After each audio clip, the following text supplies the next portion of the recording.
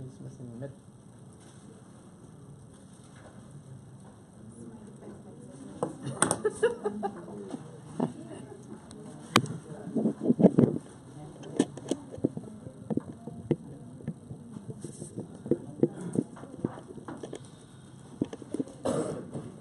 Hi, the kids. Yeah. My daughter had competition on Saturday. What kind? Taekwondo? She's a brown belt. Really? Cool. Well, like she didn't do well this time. No. So, what's after brown? Red? Yeah. She's 4 away from black. Wow. And she's only She's 6. she's 6. And then I suppose after black there's the dance or whatever it is, or it is. So you do it all over again. So when you get first degree black belt, it means you got it once. When you're like second degree, you went through the process twice. Like back to white and then back up? You don't start back at white. You're just a black belt. But basically, you don't change your belt, but you start over the process. Oh, I see. Yeah, so you do it and you get more refined. So it is impressive to be very young. Yes. Because the youngest black belt at her club was 8. Was 8? 8 years old. Wow. But then you can just keep doing it over and over again. So their grandmaster, he's an 8th degree. My son, he was doing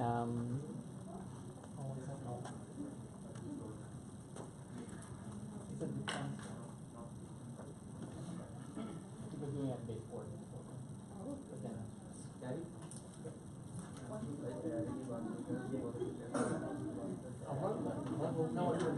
Yeah, so it's interesting that when they start young, they're of course they're more take risks and everything. If we try doing it at our age or at our sorry. No, still. There's something they would do tongue and everything, and then they cut their head and they go like that. Oh, she's not doing that. But I know there's a lot of time, right? No, it's mostly kickboxing. It's like kickboxing. Okay. Yeah, so it's curvy. So she gets instructed in it. So I choose it for children. She feel like by the time she can pronounce it 10 in 3 languages, so she's kind of good. Yeah, same thing. Japanese is the language of So they have like layers of office. Yeah. Yeah, exactly.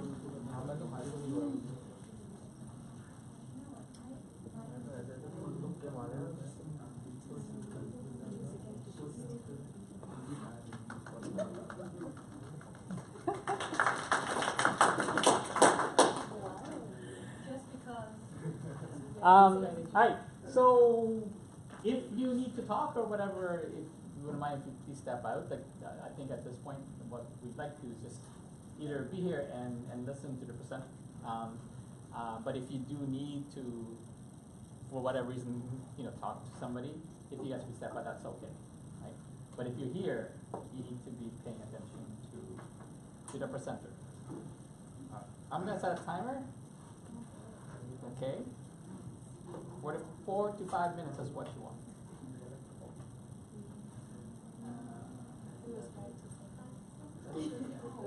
If you want to go, that's good too.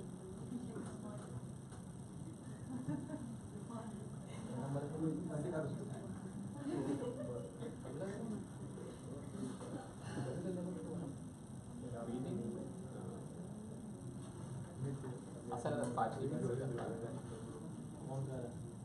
They'll count down from 5.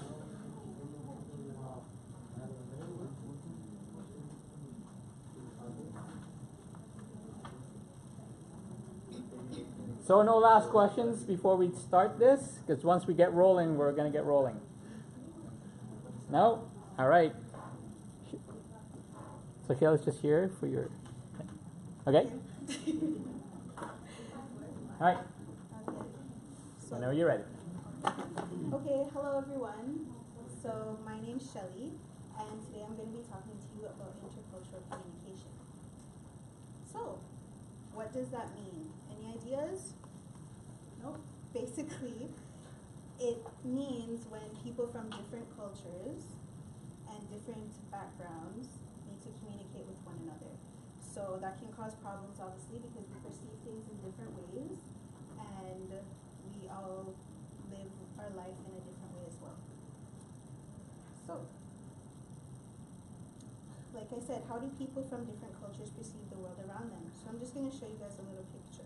So you can see this is the same situation but two different people. So there's a lady, she's obviously of some sort of Muslim descent or affiliation, and then there's a Caucasian man. So he's sitting there and you can see how his legs are open, they're maybe in a waiting room or something, and she has her head down and she's thinking, oh my gosh, stop talking to me, he's talking nonstop, and she doesn't like it. She thinks it's inappropriate, and he thinks, you know, I'm just relaxing. So it's two different people, but they're having the same experience, but actually they're having a different experience. So it's just some social attributes, thought patterns, and encoding and decoding. So from a business perspective, research from the Economic Intelligence Unit of Culture Q found that 70% of international ventures fail because of cultural differences. So again, the more you know about other cultures, the better equipped you'll be in an ever-changing intercultural business world. On the flip side, McKinsey leaders in the management consultancy reveal companies with diverse management teams perform 35% better than their industry peers. So again, if you're able to think in a diverse type of way, so think about other people's perspectives and where they could be coming from, then you'll thrive as a professional in today's business world. So I'll just quickly go over my perspective on the world. So I was born in Jamaica, but I was raised in Canada, so my Jamaicanness gives me a different lens to see the world through, as well as my Canadianness. I'm from Toronto, to be specific, so a setting like this with lots of different people from different countries is ideal for me because that's how it was growing up in Toronto. There weren't too many of one group, it was all very mixed, and so it's comfortable for me. I've worked with many different cultures over the course of my life, and I consider myself strong. I'm a Christian, believe in God, and I consider myself a free spirit. So that's the way my perspective shapes the world that I see. So just to conclude, we interpret our world in a different way. So the way I see the world is different from the way this type of person would see the world. This type of person would see the world, because she's younger. And this girl, who may look similar to me, you know, we're both same background, gender, things like that, but we all see things differently. And that's it. Thank you. Thanks, Sally.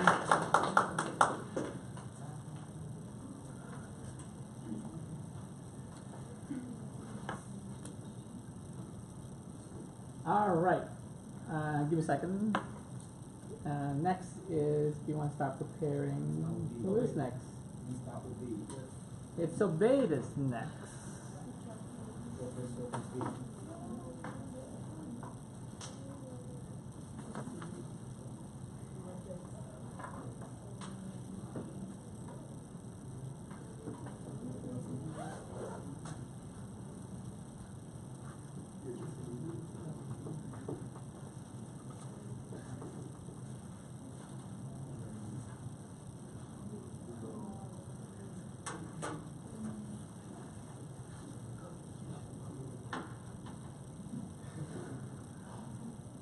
Great, I'm good to go. Second.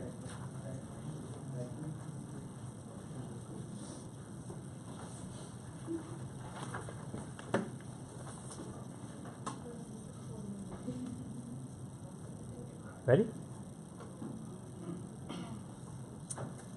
Hello friends, my name is Obed, and today I'm going to talk with you about intercultural communication. As my fellow Shell mentioned, it is known as the communication among different people from different cultures and backgrounds. So basically this is what intercultural communication is, and she explained very well, so I won't go in much detail. Moving on, I'm going to talk about the multicultural communication influences in business meetings. When you go around for business meetings with different clients who come from different backgrounds. So let me ask you, what's the first thing you do when you go to a meeting or you meet a new person? Anyone? Exactly. You greet. You say hello, hi, namaste. It all depends on which country you are and you are dealing with people from which culture. For instance, if you are in Middle East where mostly people are Muslim, they usually say Assalamu alaikum, which means peace be upon you. If you go towards India and Nepal, they say namaste. And if you're in Canada, it's hello, hi when you go to meetings. And other than that, in China, it's ciao for hi, hola, and salute in, I think, France. I'm sorry about the wrong pronunciation. Now, okay, how do you greet in your culture, Michael? Because I didn't cover your culture, so I want to ask you. How? How do I do it? How do you greet in your culture? Like, you just say hello, or you have some specific word you know? You say hello, if you are from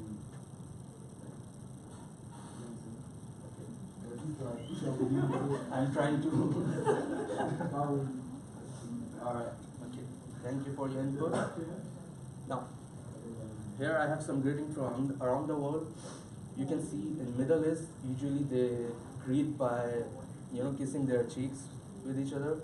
In China and Japan, they bow, as we have seen it in our other modules presentation. In Malaysia, Pakistan, they usually just shake hands, and in France, usually they just say bonjour when they meet someone to greet. Now, the reason why it is important to know about this difference is, it is well described in this picture.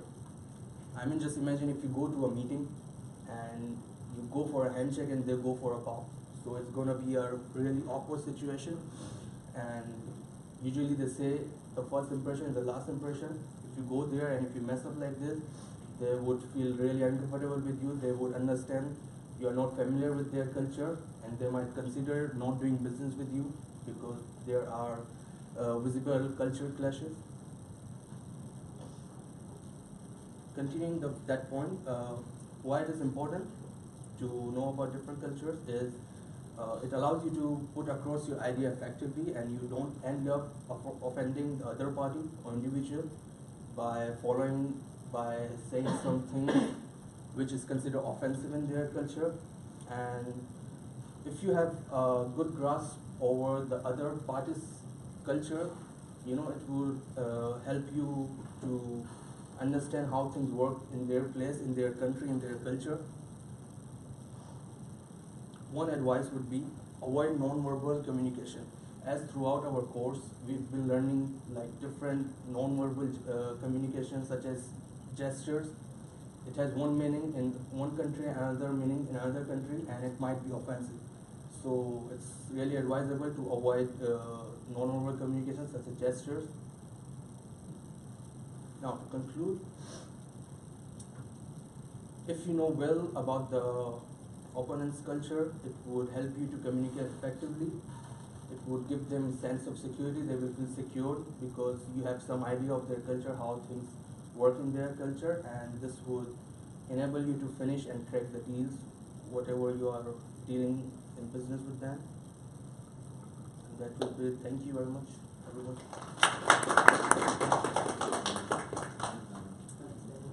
Very good. Thanks, Ali. Thank you. Who's next? Sumit? Give me about a minute to come, but you go ahead and get started and set up.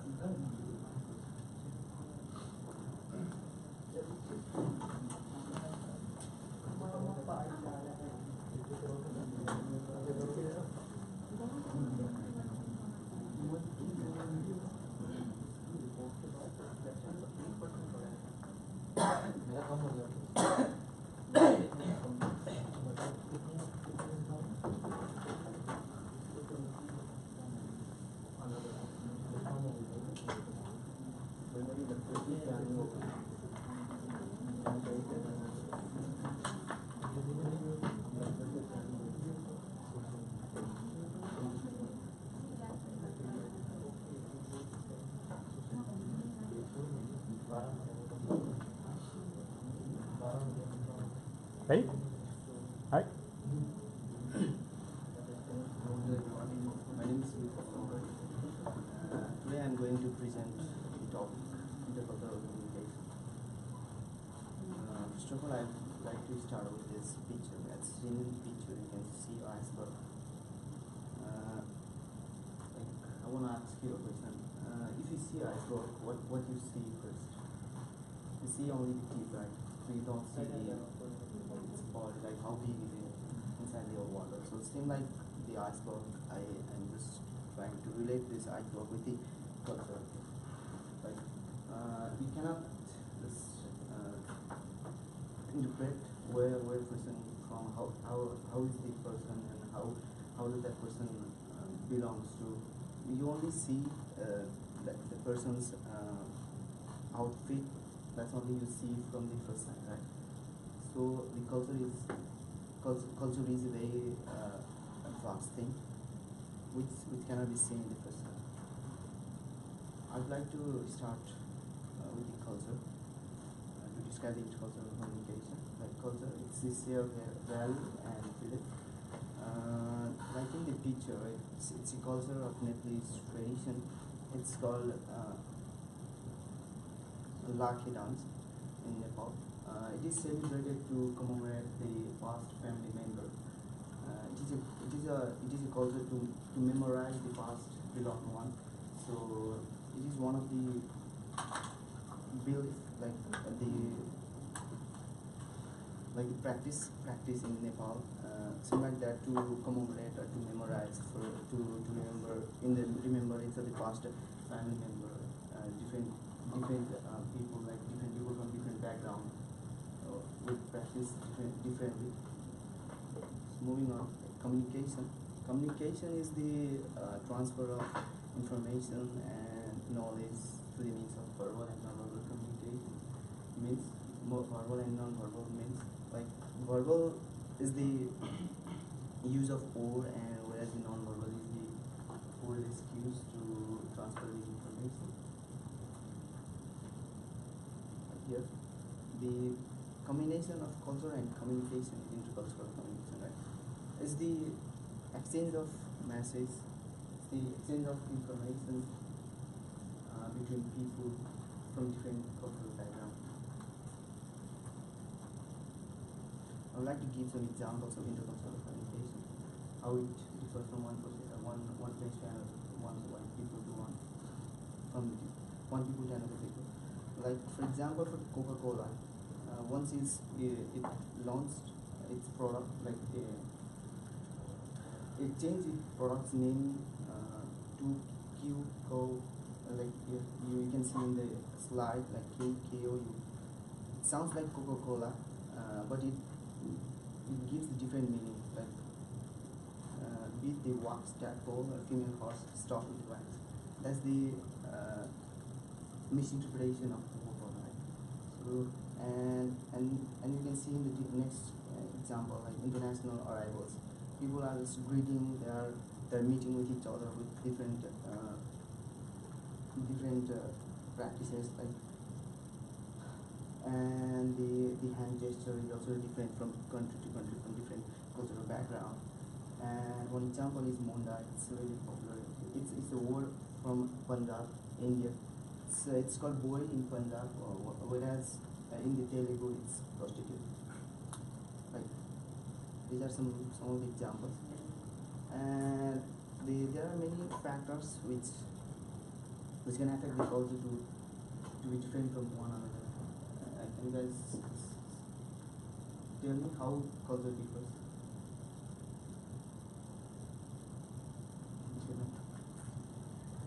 It's because of the history, religion, ethics, and the thing one perceives is right cannot be right for the other one. Okay?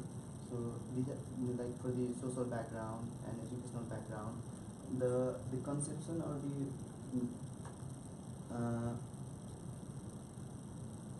like a person or illiterate person or an illiterate person has different thinking and understanding of things, right? So these are some of the things that affect the culture to differ. Like going on to the business perspective, it is very important for in the business world to know intercultural communication. For the for their success, for forming a relationship, and for creating job satisfaction are some of the important factors in business work. And these are some of the things that can be done to manage intercultural communication. They are like my friend Ovid said, be aware of non-verbal cues you are giving this. Be aware. I have told you that the gesture, giving the different meaning with different culture. And lastly, conclusion. Intercultural communication is very important in the everywhere. Like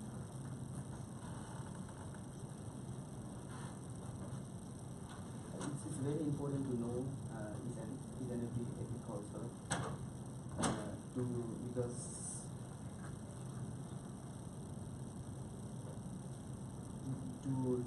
for the effective communication. Thank you.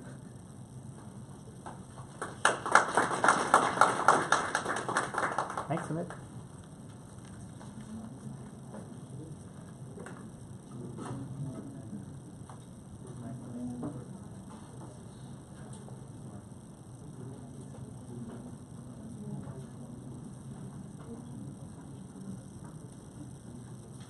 We do.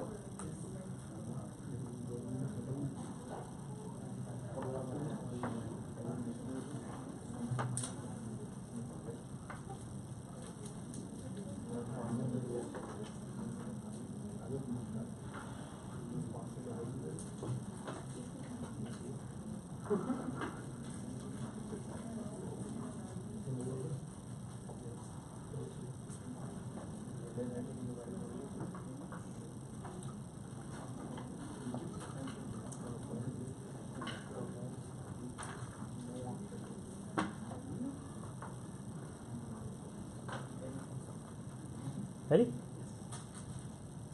Hello everybody, this is Vedul Vishwas, and today my topic is teamwork.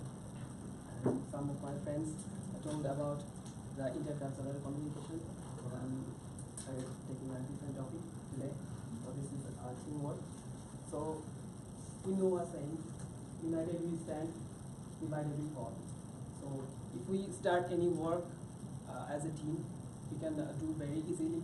But if we start doing our work, like huge work, then we can be frustrated like that boy you can see in the picture. So at first, we need to know what is team. When a group of people work together to attain a certain goal, that is a team. And teamwork is communicating with them and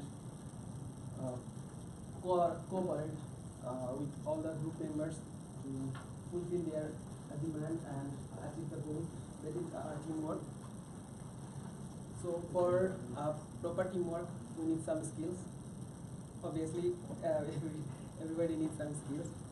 So for effective teamwork, we need a proper communication skill, so that we need to share our views with others, so that they can know what I am thinking and what is my opinion about that matter. Then confliction management. Sometimes people may conflict in different views, so this is a skill to manage the conflicts. And active listening. If we don't listen to others properly, so we cannot judge them, or we don't understand them, what are they saying and what are their views. So for a good team, we need to know and we need to listen others.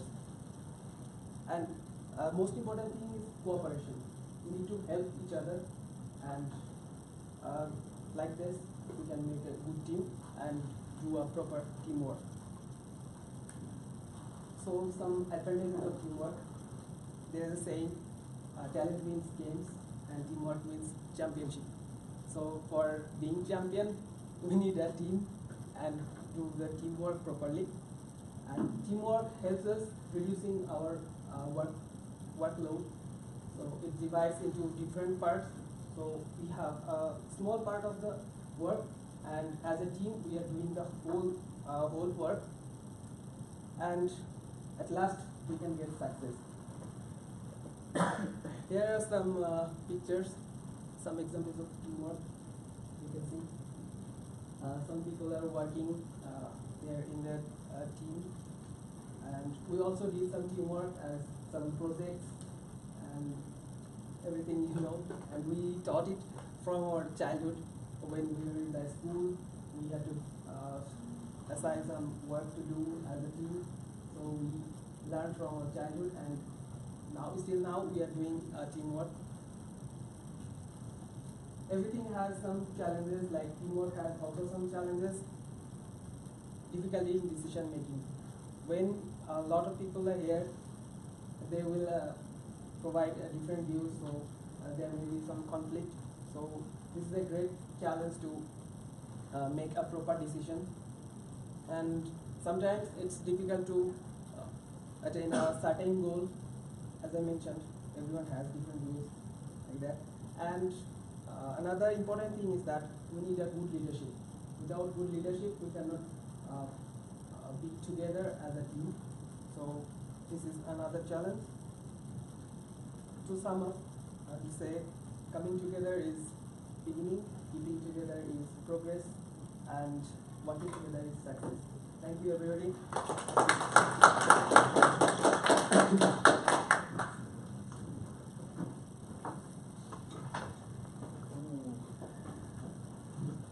We're gonna have so Lujan's going next, and then after that, actually, we're gonna have Mitali, right? So Lujan's your next.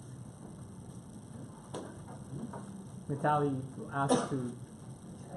You can go up, but not down. So Mitali is gonna go next after Lujan. Just a little change.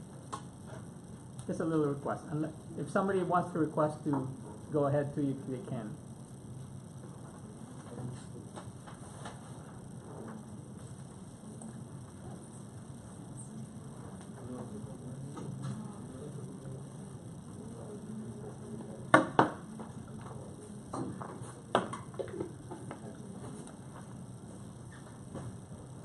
Ready?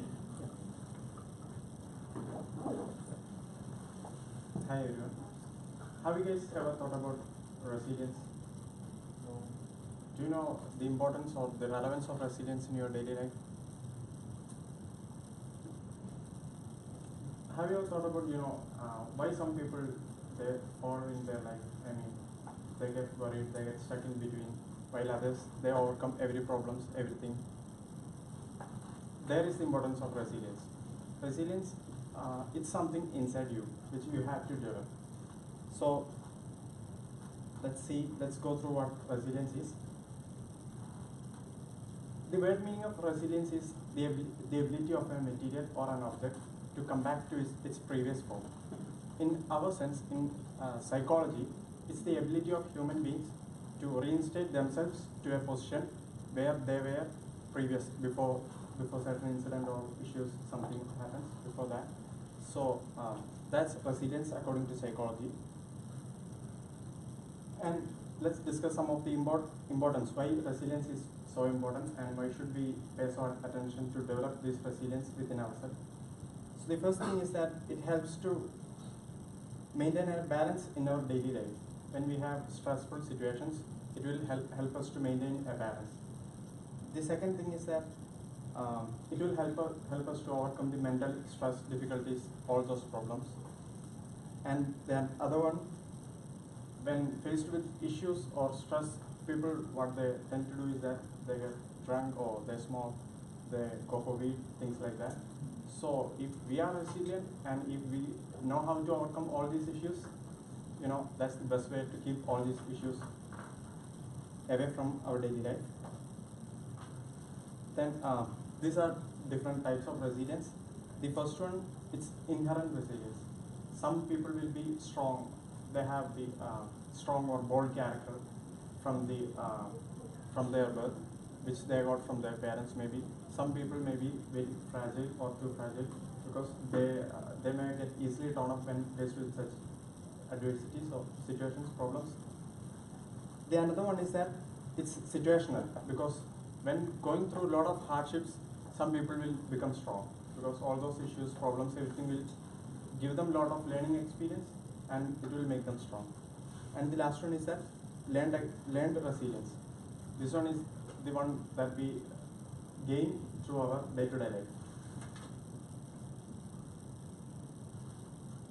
there are a lot of ways to increase your resilience. I'm just going through 3 points, which I think the most important one. The first thing is that you should always develop the quality to accept those situations that you cannot change. Just accept it and just think of what you can do next. Don't sit back and don't sit back with thinking that. The other one is that be optimistic. Always have a positive thinking about things, positive feeling about what's going to happen. And the last one, learn from your failures. Every instances, every situations, and every failures will teach you a lot of things, because we have always heard that experience make you a good man. So you can learn from all your mistakes and issues that you have faced before. And this is where where your resilience comes from. You can see that 90% of your resilience, it resides within you. You just have to bring it out. That's all. The only up to 50% what your relationships, your friends, or your organizations can do. So I would like to conclude that it's inside you guys. It's within us. So we just have to realize that we have the ability to overcome all these problems and overcome them. Thank you.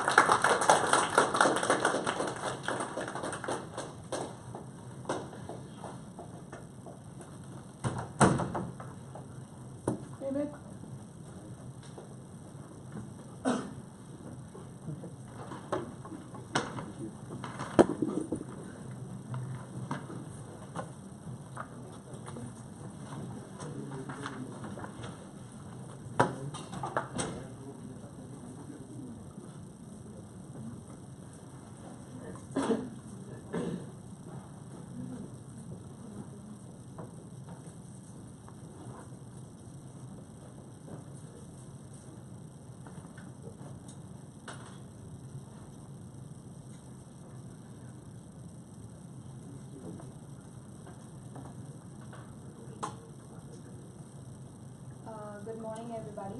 As my colleague Vidul also said about teamwork skills, I'm going to present on the same. If you ever get an opportunity and you are never sure that you can do it or not, just take it at that moment and later figure out how can you do it. What is team? Together, everybody achieves more. If you do not have ever idea about how to do a task, make sure that you have a team of people, so that when everybody tries to do something, you eventually complete that task successfully. Why is teamwork more effective than individual work? Because together, when you work, you can achieve all your goals. You can communicate with each other and figure out like what's the problem and where you need to work on which area. You can interpret the results and analyze it, and if something needs to be edited or made it again, you can edit that part and make sure that your goal is completed successfully. Whereas when you do a work or a task individually alone, there are times that you are not able to do everything. There are times when you are stuck and you don't understand anything. So when you perform together, at least you will overcome that stage.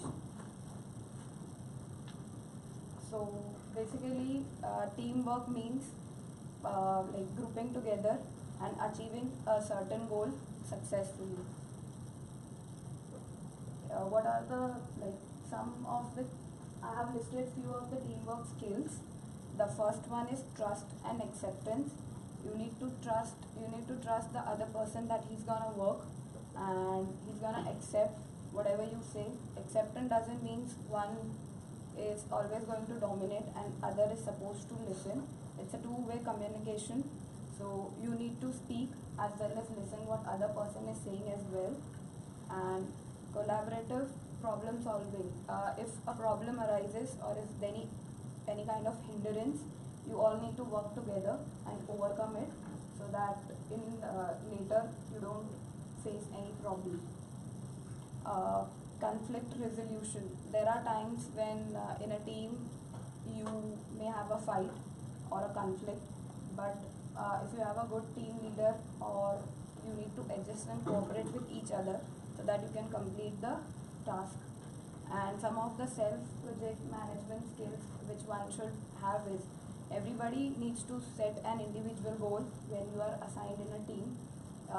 You need to plan how to work it out, coordinate the task with other people, and then perform it.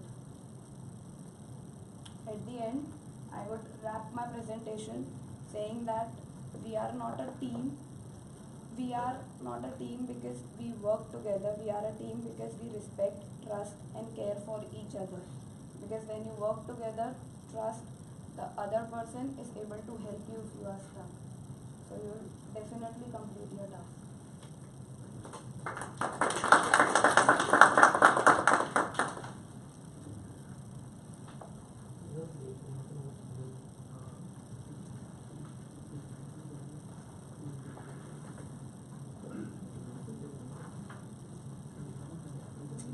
Whenever you're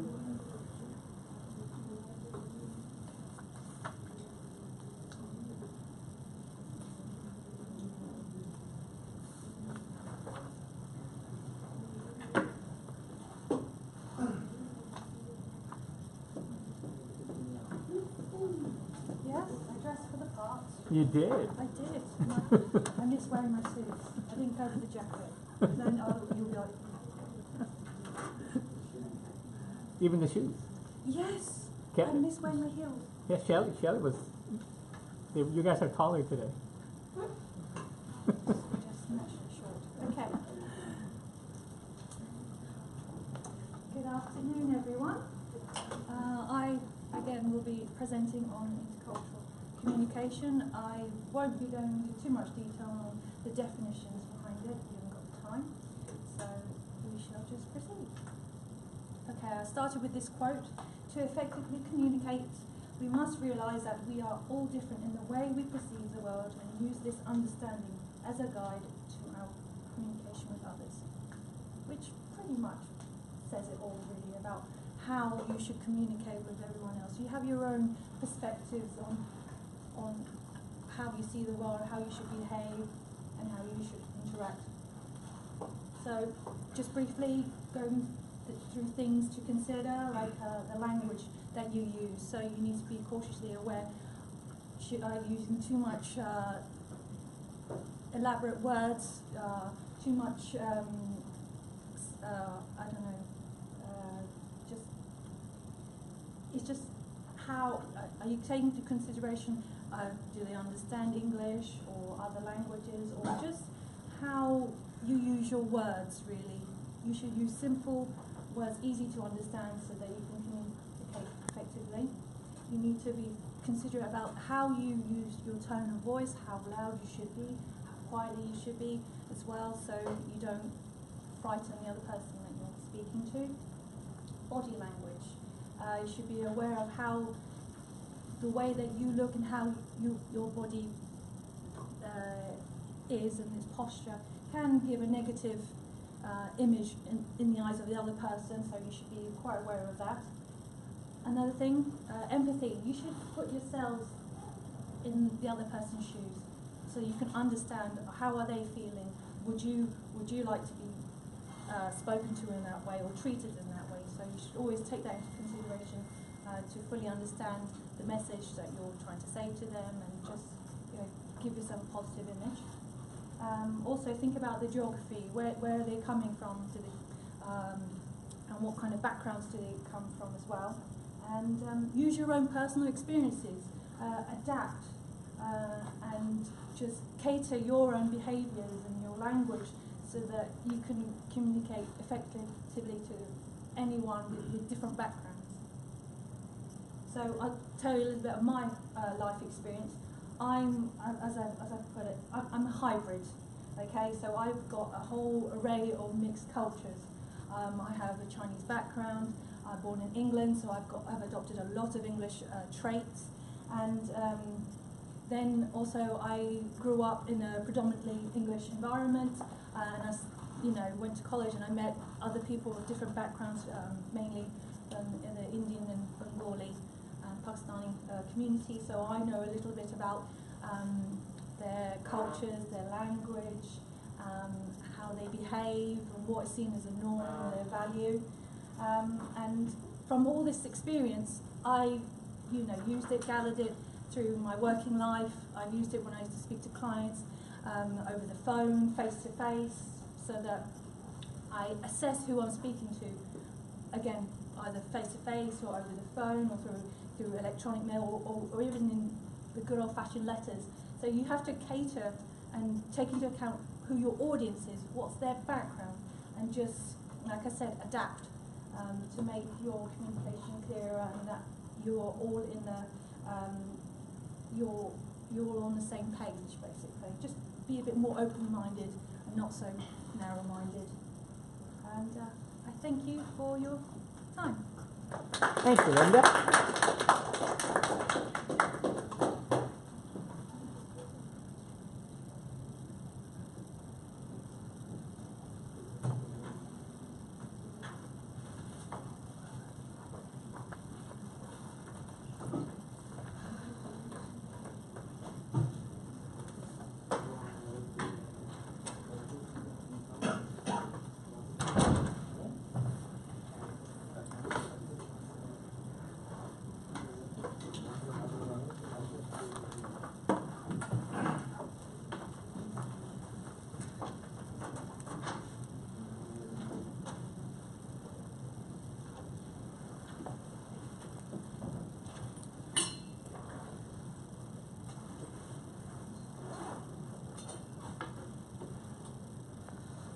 Hello everyone, I'm Nitin Sehgal and I'll be telling you about the social enterprises, and I'll start with a quote that I believe that basic attribute of mankind is to look after each other, and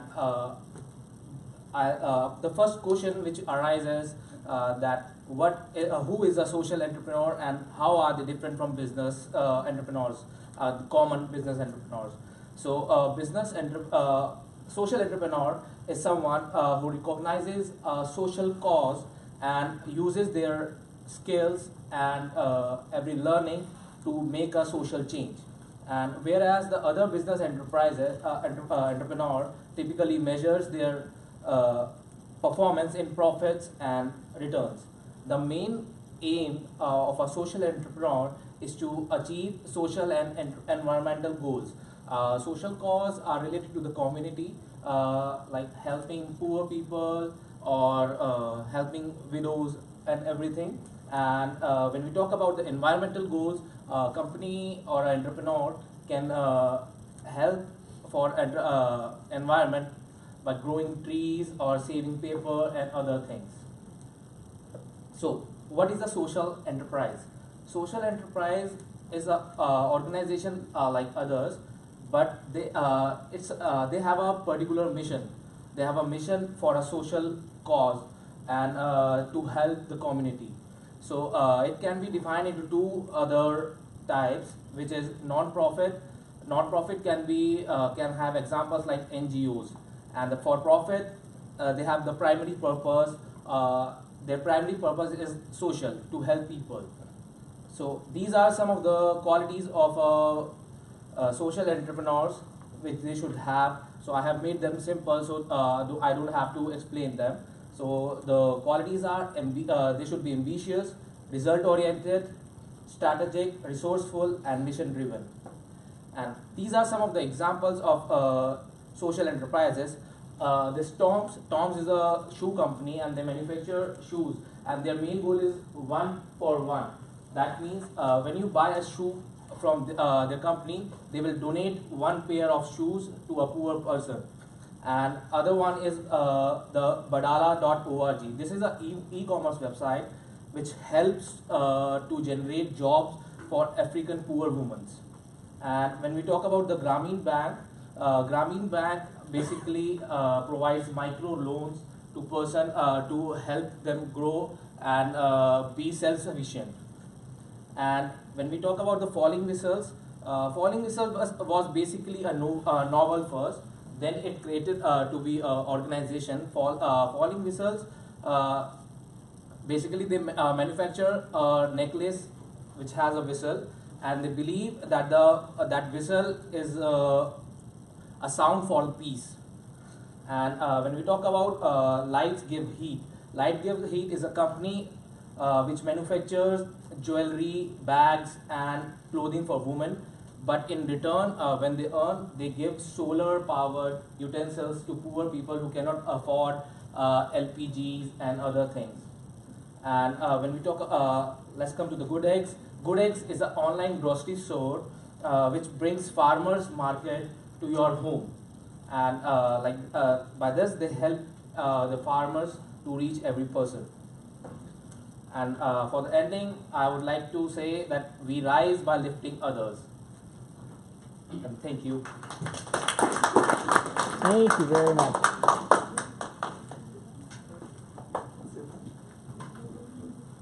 We're a third of the way through. Nabil, what's up? You guys are doing great.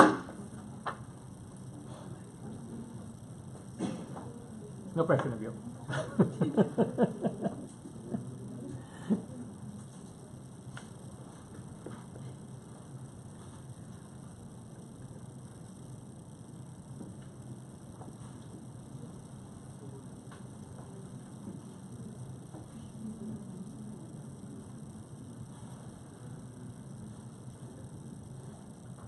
Hello everybody, hope you can hear me better. I want to talk about the main question, is profit really only what is out there? If you all think about it on business terms and in terms of businesses, of course, everyone thinks of profits. But we don't bring it down to an individual level where we actually also only think about profits. Because businesses, of course, have costs and everything to meet, so do we. So in a way, I want to bring down the question of the social entrepreneurship hustle and how it begins with you.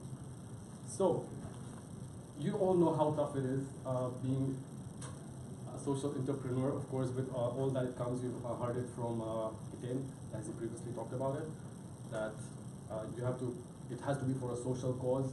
Either you're looking after the environment, or you're looking after the community, or you're doing something that is deemed good. And previously, that was known as corporate social responsibility. But of course, as time is passing by and business structures are being reorganized, future generations are going to learn more about social entrepreneurship and how it evolved over the 21st century. So, I chose this picture because it clearly shows a person taking a skydive. And that's what you all feel if you're up there diving from the sky. You know, I've done a skydive and you feel really good about yourself. But sometimes you forget what's actually going behind all this. The person who flew you up there in the plane. All the people that have organized all this to make it happen. The physics that have gone behind the parachute.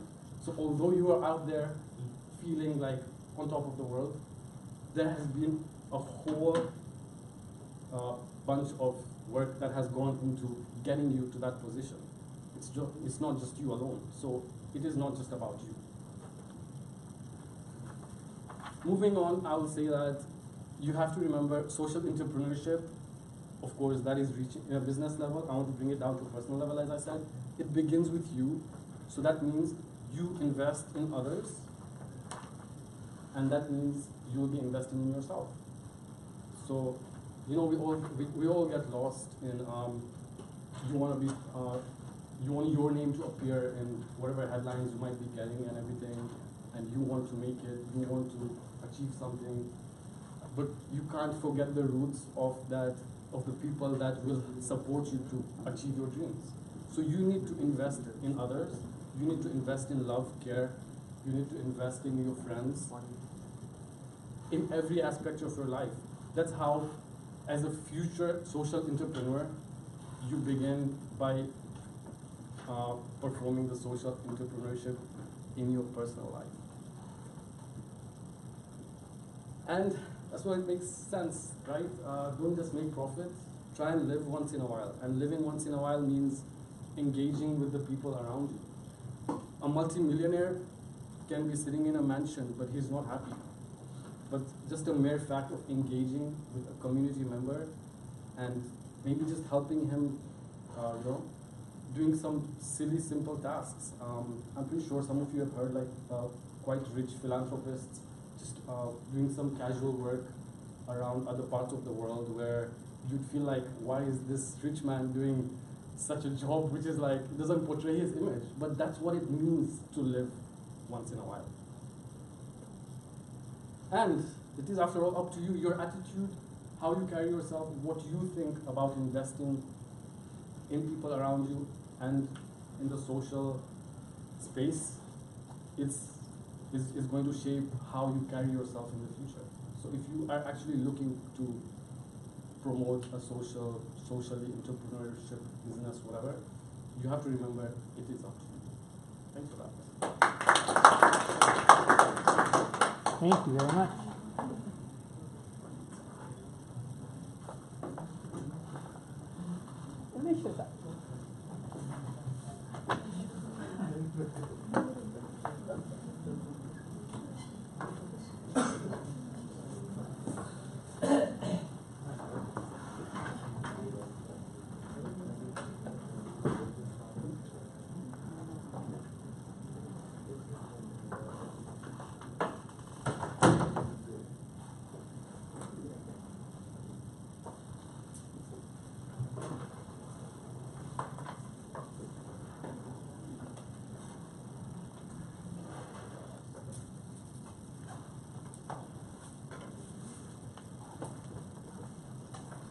Hi everyone, I'm Manisha, and I'm talking about resilience today. It is the process of one adapting in the face of adversity, trauma, tragedy, threats, or even significant source of stress, such as family problems, relationships, serious health problems, etc.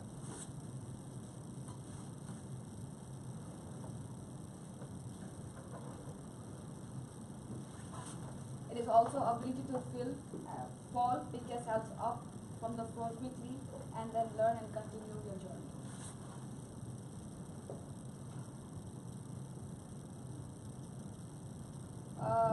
One example of resilience that I would want to say is that Nepalese, that they react to the April 25th earthquake. So it is the individual's effort to overcome and build their lives again. A few quotes about resilience. The second one is my favorite.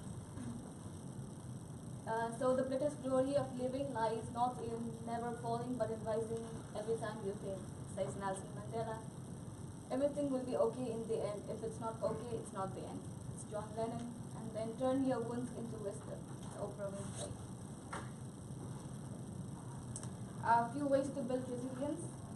So there are breaches and setbacks in life that will happen, but the resilient people, they keep on moving. Pay attention to your needs and feelings. Remember that you're important.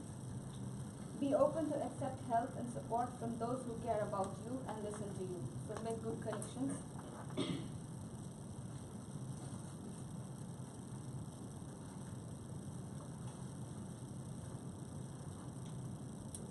You have to engage in new things.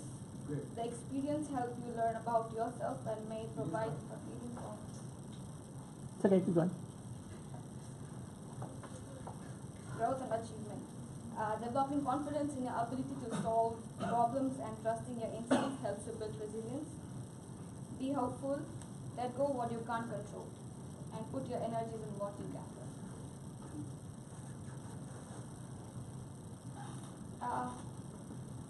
Now I have few signs of resilience.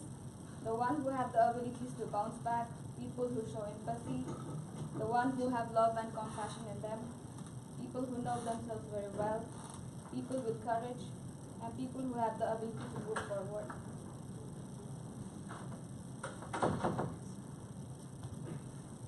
Summary, to conclude, resilience is the ability to bounce back. It is a psychological strength, and it can help us adapt and grow from challenges.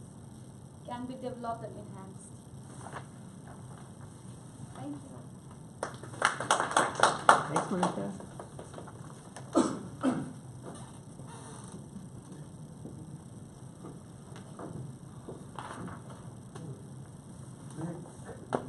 Alina.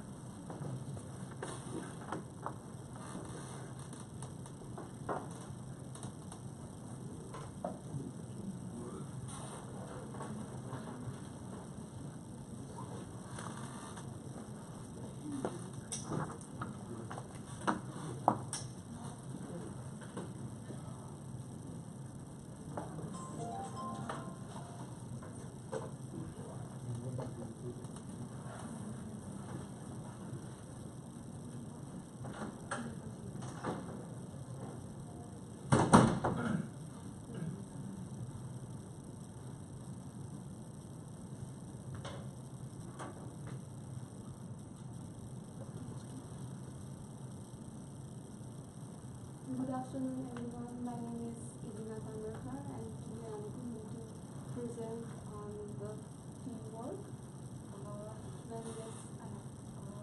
Everyone knows what is team and what is the teamwork, as other colleagues have already defined the meaning of team and teamwork. The meaning of team. The meaning of team is together everyone can achieve more. There are a lot of definition on teamwork.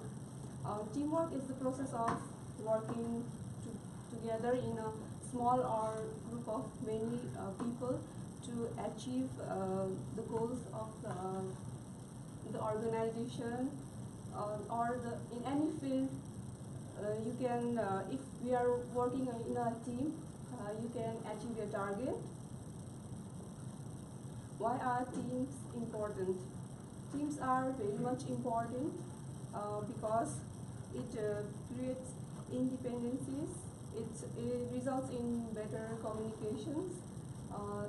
Like in our course, we have been doing lots of teamwork, and it has helped us to achieve our goals.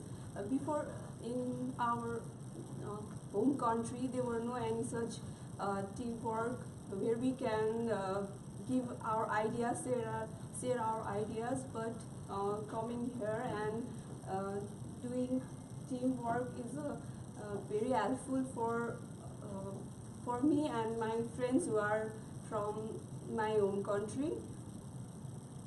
So I believe that teamwork is very important. There are 4 stages of teamwork.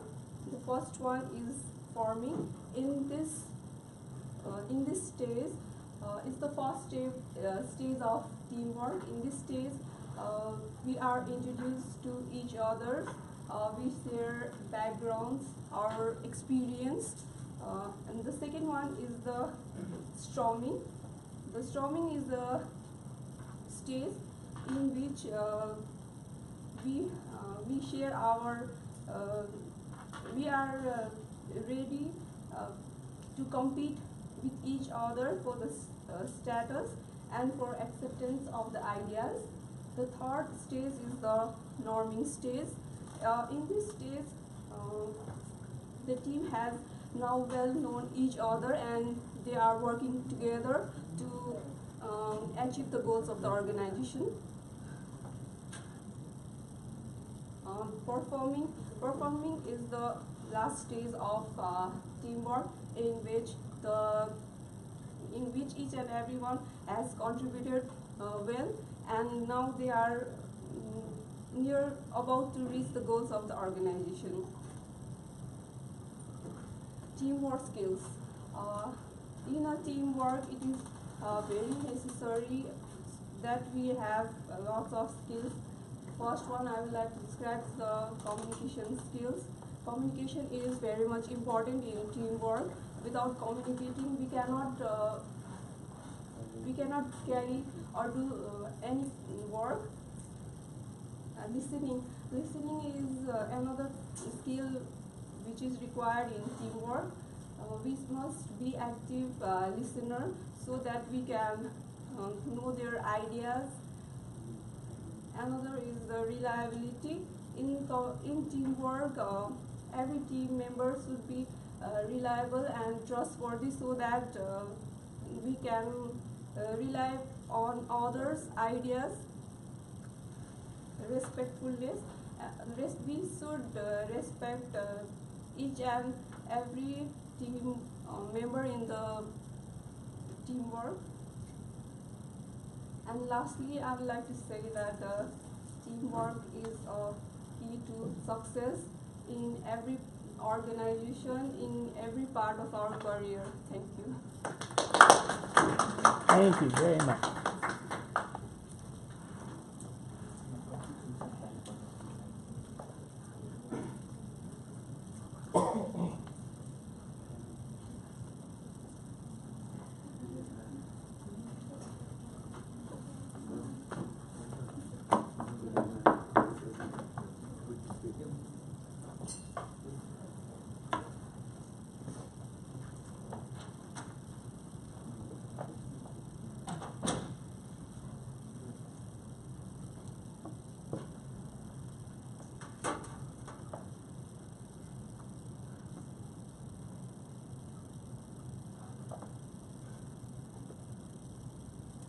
afternoon, guys. My name is Pooja. Today I will tell you something about intercultural communication. But before going to explain that, we need to understand what is culture. Culture is the way we think, we believe, and we see how we see the world. It is something it may vary from person to person, and because we all have different backgrounds, we all have different history. So maybe these are some basic reasons why culture vary from person to person. So why culture differs? Because we all have different history, we all have different social background, and our beliefs are different from each other.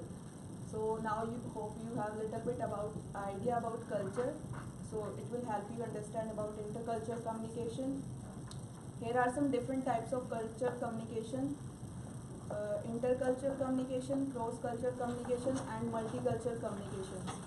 I will explain I will explain all one by one. What is intercultural communication? Intercultural communication is the sharing of informations across different cultures and social groups. It includes with different religions and social ethnic peoples. We can take an example of our class. Like in intercultural communication, people do not have any individual gain behind that, because we are here. Whenever we find something interesting in our team members, so we ask them, not because we need it, but because of that we want to learn something. So it is an example of intercultural communication. Because behind the intercultural communication, there is no individual gain. Like others, multicultural communication and cross-cultural communication, they have some gain behind that. Like in multicultural communication, people interact with each other, they stand with each other just because of that, because they you can see by this, you can take an example of this picture, like India and Pakistan, these are two different countries who stand with each other, but they don't have any interest to interact. They do sometimes, but at the time of celebrations and occasions, they exchange gifts, they exchange sweets, and so this is a common basic example of multicultural communication. The next one is cross-cultural communication. Like cross-cultural communication is in which people reach across cultural boundaries. Like we are here in Canada, but so we are example of cross-cultural communication. We are here because there is a reason behind that. We are here to study.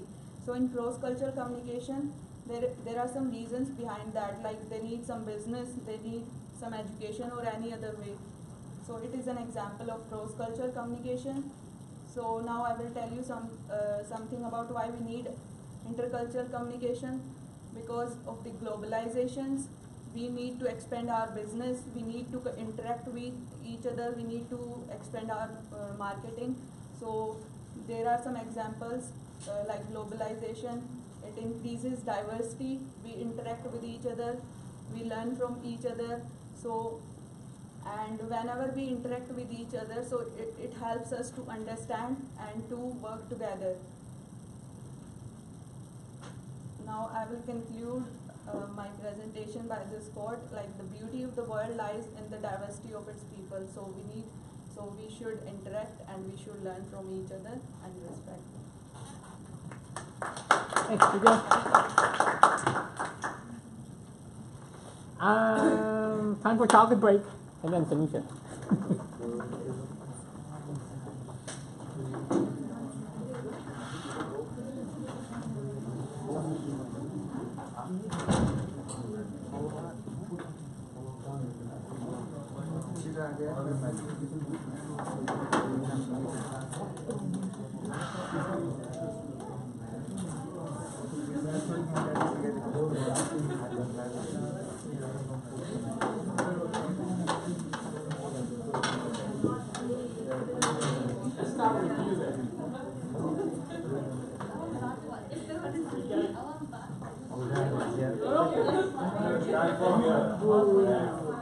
Start from here.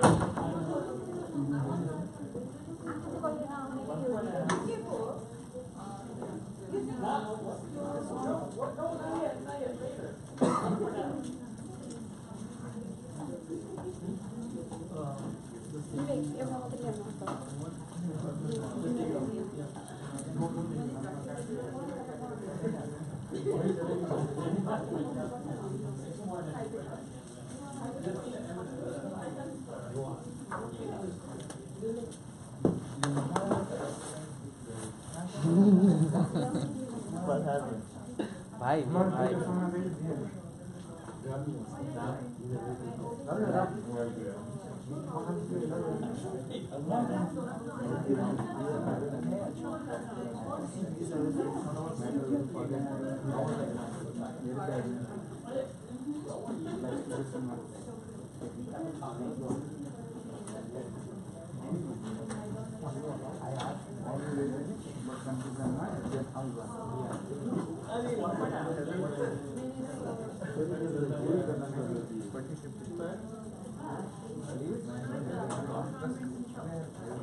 Really, haven't already?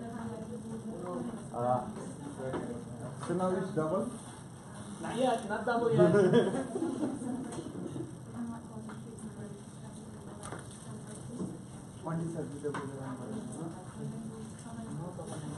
Now double. Not yet.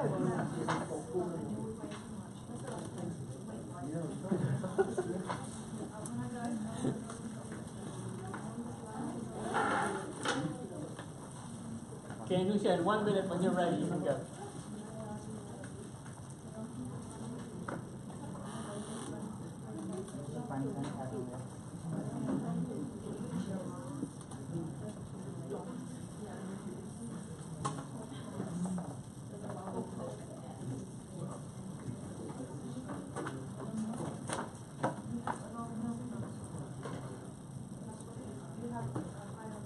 Right, we're back.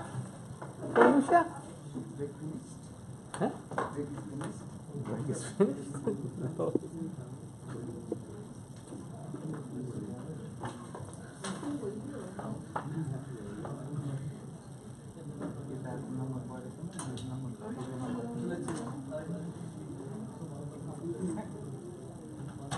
Okay, you guys ready? You guys have been good listening. Thank you very much for that. If we can continue doing that just for the next little while, that would be great. Hello everyone, my name is Anusha Thapa and a lot of us are presenting on international communication, so am I. So I'll begin with this quote by Mahatma Gandhi. He says, "No culture can live if it attempts to be exclusive." So I would like to ask all of you a question: what is culture to you guys? Dosa is my culture. Yeah, so is mine. So culture, as far as I have known, it's been a collection of beliefs, habit, attitude held by a group of people, whether they be local or scattered. One can belong to different culture all at once. So culture is dynamic, it is additional, it is diverse. It gives us a range of permissible behavior. So communication is a vehicle by which meanings are conveyed and identity is composed and reinforced and feelings are expressed. As we communicate using different culture, habit and meaning system, both conflicts and harmony are possible outcomes of any interaction. So intercultural communication refers to the communication between people, worker or client of different cultural backgrounds. So cultural diversity. The world today is characterized by an ever-growing number of contact resulting communication between people with different linguistic and cultural background. Every society has a culture, no matter how simple the culture may be, and every human being is cultured in the sense of participating in some culture or other.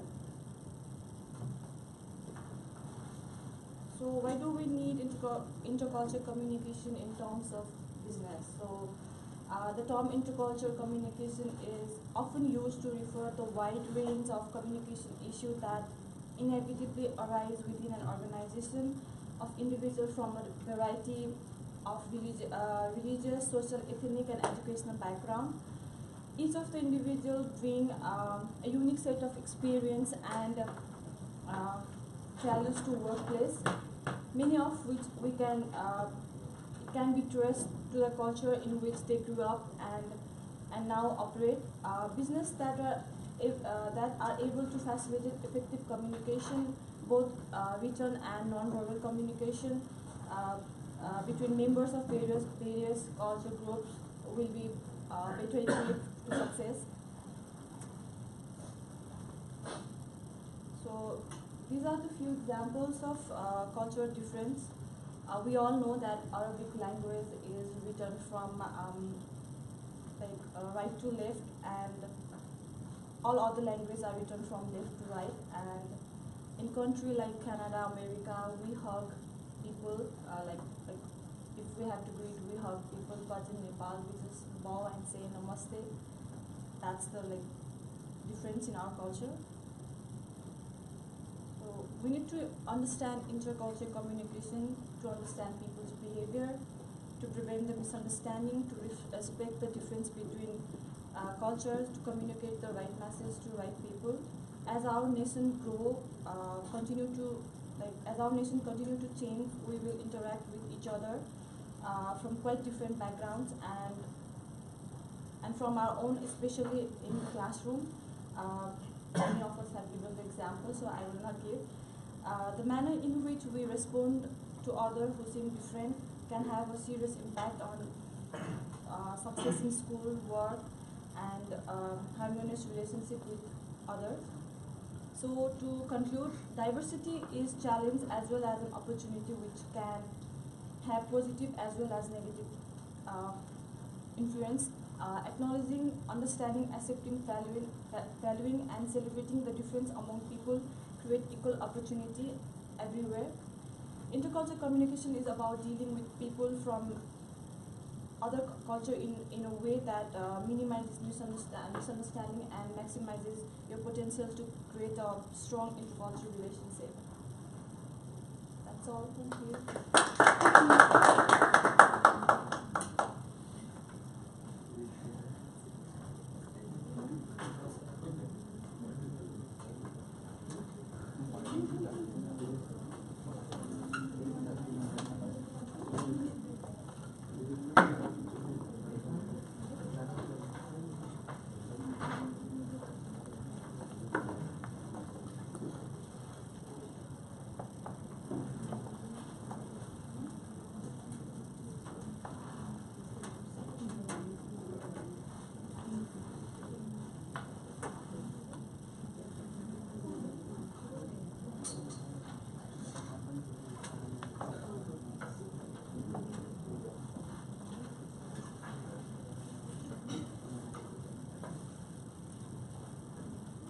Good afternoon, everyone. My name is Pandit, and today I'm here to present about mobile technology in business. Mobile technology has risen faster than any other technology in the recorded history. In 1992, it was 1992 when IBM created first ever smartphone, and the revolution of the mobile phone started when the Apple company launched the iPhone. There was a time when mobile phones were used just for calls and text only, but today people are doing almost everything with the help of mobile, including the business activities. The evolution in the mobile technology has improved the ease of doing business. Business meetings now can be done with the help of mobile, even without going to the workplace. It also allows us to perform common billings and payments. That is, we can check our balance, send and receive money, and pay the bill. Mobile phones are portable devices which are accessible anywhere, and can be handheld. It is accessible anywhere, wherever you travel, and notifies us about the current scenario of the business.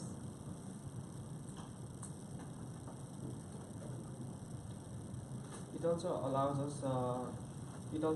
the colleagues to collaborate from anywhere in the world, removing any hindrance to clear communication.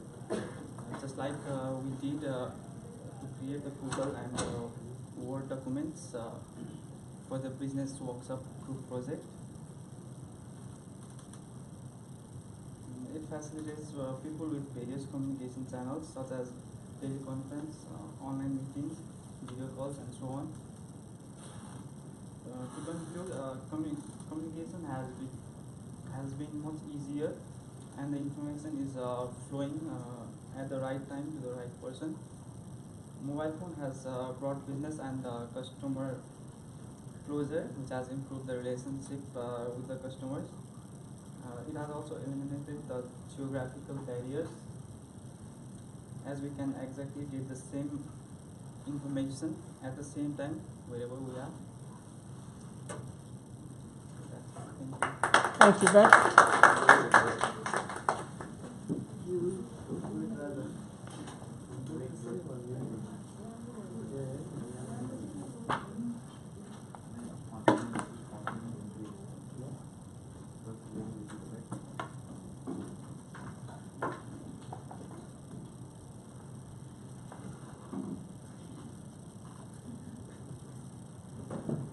I like the jacket, Chris. Love it. Chris has all the best jackets. He does. Yep. Should have worn a jacket today.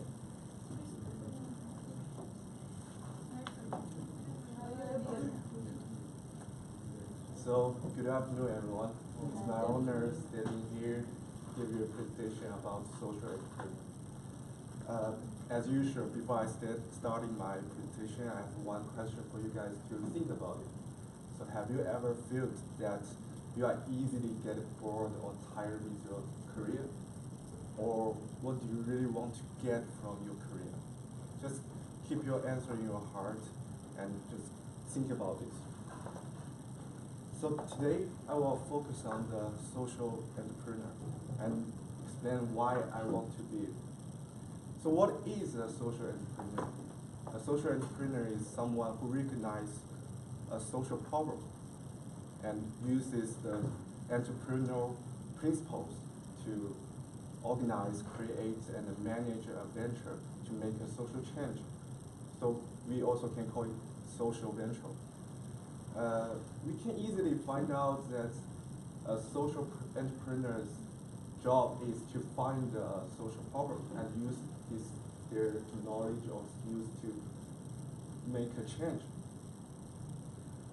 So next I will show you some examples of social enterprises very quickly. The first one is buy a book and plant a tree. This company sells very wonderful notebooks. It is committed to plant a tree for every notebook sold. So this company focuses on the environmental consciousness. And they overcome the impact. So until now, there are 52,000 trees are planted in 30 countries. The second one is FIGS, medical uniforms for those in need. So in resources poor areas, people have no access to basic medical supplies. So this company provides their supplies to those areas. And because of this, the medical acquired rate will be reduced by 66%. The last one is Warby Parker, glasses for the needy.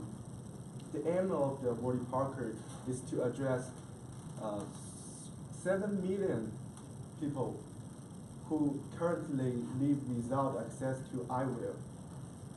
So the main goal of all of this is to implement widespread improvements in society. So now I want to explain why to be a social entrepreneur is so important for me. I have two big assets. The first one is sense of achievement. You are motivated by the social change, which makes you become more passionate. And what have you done are visible. You can feel the environment is changing. You can realize the results. You can see there are more people have access to glasses or medical supplies.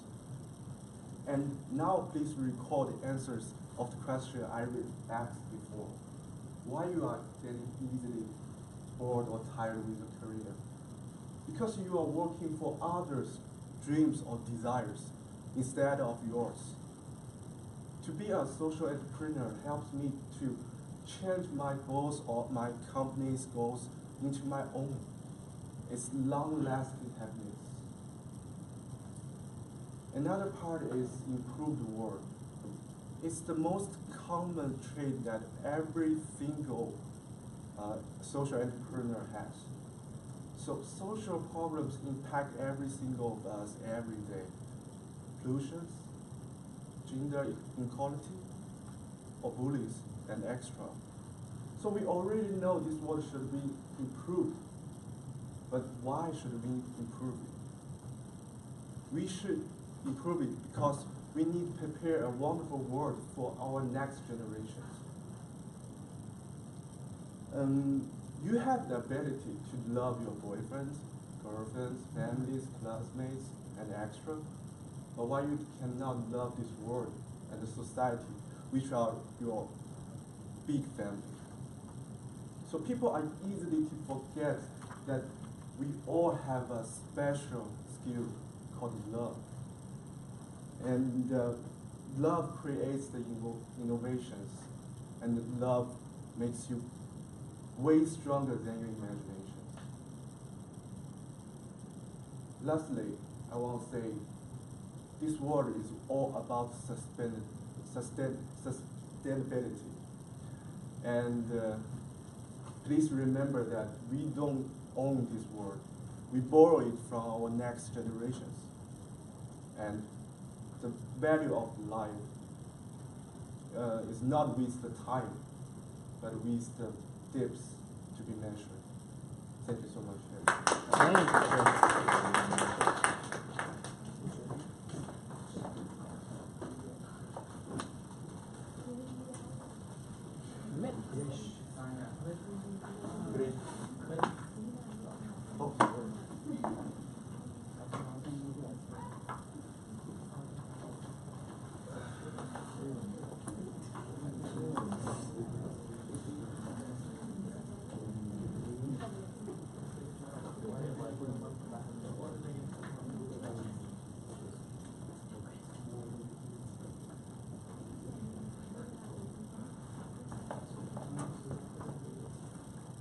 Hello everyone. Today here I am presenting the mobile technology in the business. We all know that today the mobiles and computers and laptops are being the important part in the business, and here I would like to talk about that. And what is the mobile technology? The mobile technology is the use of mobiles, computers and such networks and systems in our day-to-day life and in the business. So it is the technology that we are using, and the technology is the word that describes something that does not work yet. It's told by the Douglas Adams. Now we talk about the benefits. There are lots of benefits by using the mobile technology in the business, like it improves our communications, like we are talking with each other by doing the video calls and phones and by through the email. So it improves our communication, and in the business it keep connect to the employees with each other, like we are anytime we are contact to each other, even at the home, and anytime like at some person at the holiday and at taking the holiday, and then after we need some work for that, so we are contact him and it's connect to each other, and it's also because of that we are quickly reply to the anyone. And in the business we always need the instant reply, so it's work. And the mobile marketing reaches a new and excited customer, like it goes through the hand to hand. So like if we do the marketing and we send the message and anything, so it goes to the hand to hand to the customer, so it works. And now the cell phones and laptops, we are using the cell phones and laptops in our life day by day. and also the business owners and employees does not need to go the office all the days. Even they are work sitting at the home, and smartphones are become powerful. Like we are doing all the things what we are doing in the laptop. So now it's become a powerful, and also it's a password protected. So we are don't worry about the like our data and stolen of our data and any fraud and everything. Now we talk about the labor saving. Because of the mobile technology, it changed the working. It changed the way of working. Because in the past the people are doing work, the hard work, but now they are doing the smart work. So it's improved the productivity and accuracy. Because of the mobile technology, we don't need to check the work twice. So it improves the accuracy, and but a bad thing is that it sometimes it creates the unemployment, because of that the mobile technology it works two or 3% work, so it's create unemployment.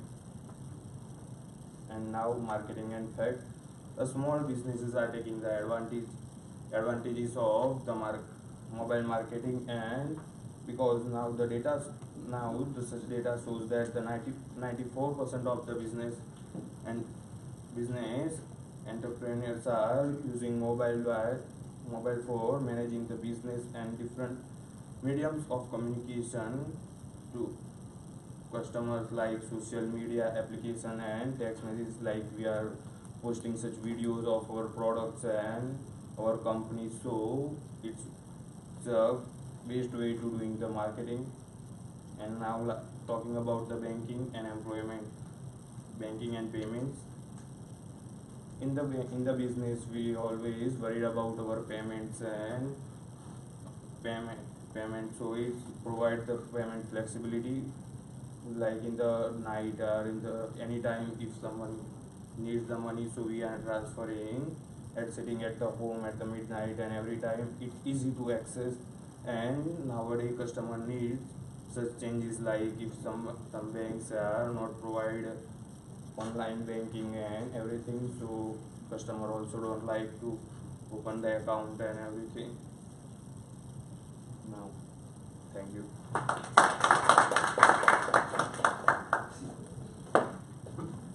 Thanks, Smith.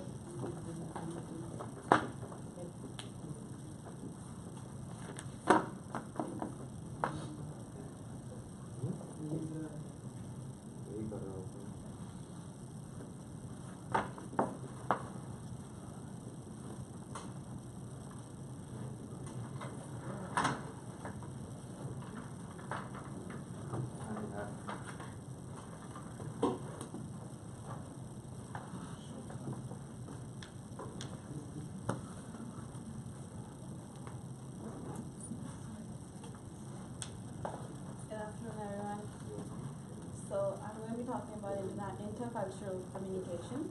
A lot of my friends have already spoken about it, and you already know what intercultural communication means. It's basically the verbal and non-verbal interaction between people from different cultural backgrounds. So why do we need it? Because it's a global world, and we're all preparing to be global leaders. That's why we're here in Canada. Even though we are all from different parts of the world, we're all here studying to be global leaders. There are many difficulties in international communication, like languages, the language barrier, values and beliefs, lead to a lot of misunderstandings. If you see in the image behind me, we see the first guy actually says, we're in a recession, it may be a smart time to buy. But now, there are so many people, and when he says buy, there are different ways people interpret the meaning of what he's saying.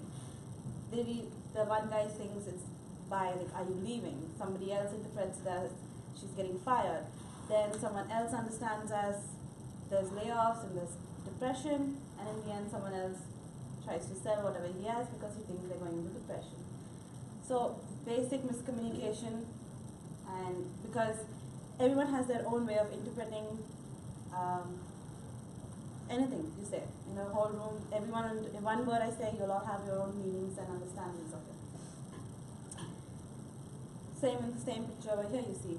The boy asks, we don't have any classes today, and the girl says yes. Now, you can understand as yes, we don't have classes, or yes, we do have classes.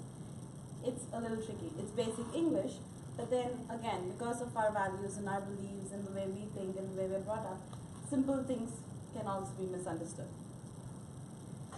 Stereotyping and prejudice. This is one of the biggest barriers for intercultural communication. Basically, stereotyping and prejudice means having preconceived notions that's not based on reason or actual experiences. It's notions or ideas that we already have about particular people or things based on religion or caste or community. They hinder our thinking process, and it often leads to biased thinking, and which influences our communication pattern. Non-verbal communication. This is very important because the major part of non-verbal communication is body language. If you see here, the boy is talking about non-verbal communication, and it's a fun fact which is very interesting to him. But the girl he's talking to, her body language indicates that she's not actually interested and she wants to do her work. In the end, she actually starts running, but he just doesn't get it and he runs behind her. We have to learn to read body language. It's a universal language because body language is almost common everywhere. So the best way is to actually learn it. Be prepared. How to overcome these issues? There's a small intercultural communication kit. First, you should prepare yourself when you go into an environment where it's going to be different from yours. Then you observe. You observe and you absorb whatever's going on over there. Then you compare. You compare the differences and you act accordingly. And reflect on them. Learn. So you're learning what happens. So you reflect on it. And then inquire and gain knowledge about it. Inquire, ask your doubts, learn more about it so that you know what it is, you know why it's done. Respect the way the person in front of you or the community you're working with actually, the way they think, the way they do their business, the way they react to things. Empathize with them and think from their point of view, think from their perspective why they do such things. Because of their learning and the way they've grown up is because that's the reason why they do it. And in the end, you just engage. Once you're ready with all of this, once you're prepared mentally and once you've really studied and learned about someone else's background, you're ready to be a global leader and you're ready to take on the world. Thank you. Thank you. Thanks, Simon.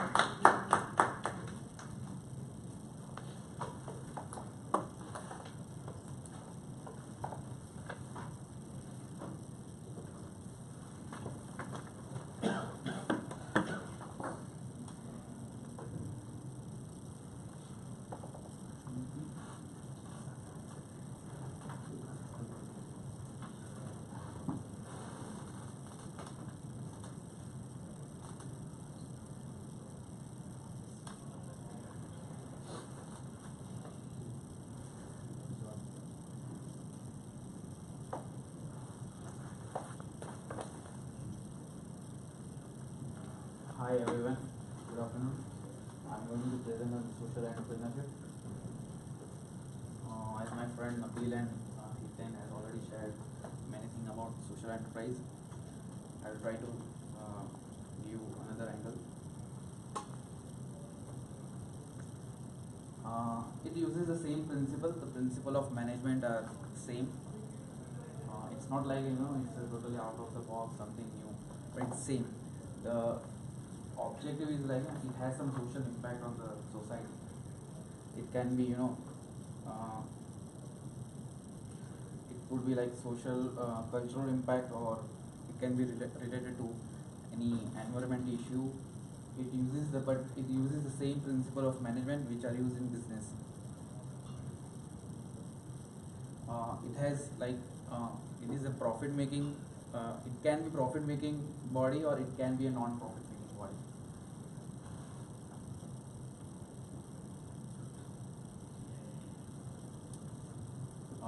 Few examples I would like to share.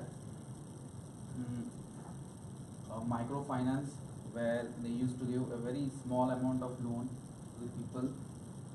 And this SHG is, that's an Indian concept. It's a self-help group. So they create a number of women, like 10 to 15, and they give a very small amount of loan. And when they start repaying, they try to increase the loan amount.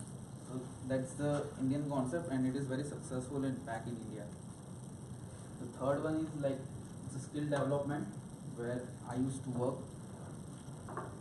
India has a unique problem. India is a labor-intensive country. People are educated, but they don't have that employable skill. So that's the difference between education and skills. So now, government came up with a project to bridge that gap between education and skill. So that's where it's a huge big project. I will share my experience on the skill development in next slide. Currently, there are 1,300 social enterprise in Canada.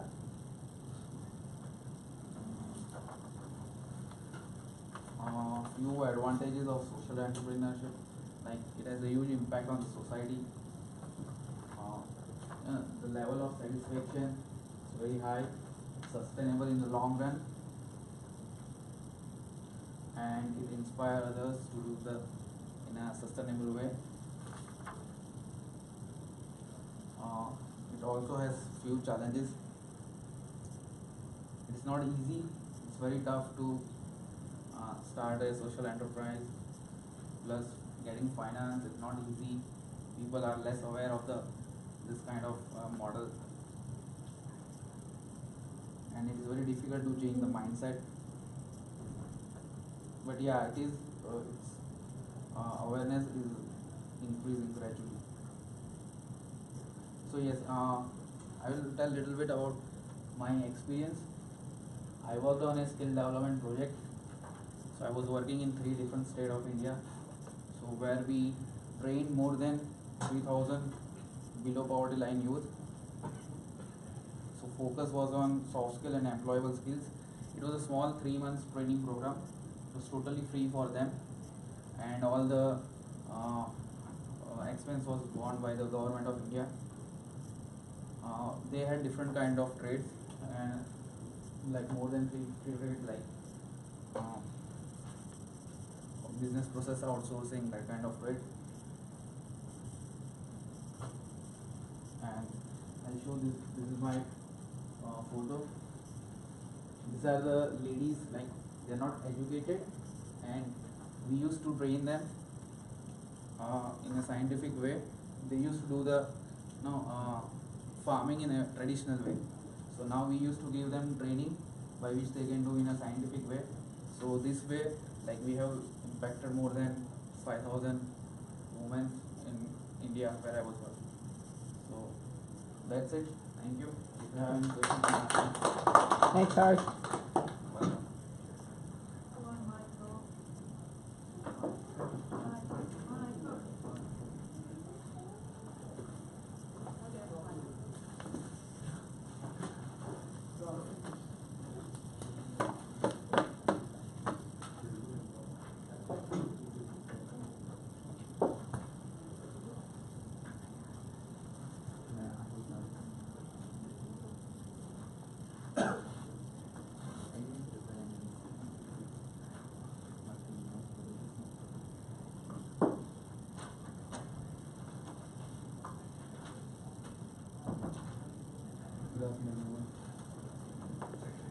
Fine. Hope you're doing good. Good. I'm talk about teamwork skills. I'm sure you guys know what teamwork is about. So many people have come out to tell you about teamwork skills. So I'm going to give you just a little bit about teamwork skills. So, as you can see, what can you see on the screen? What can you see on the screen? One. Anisha?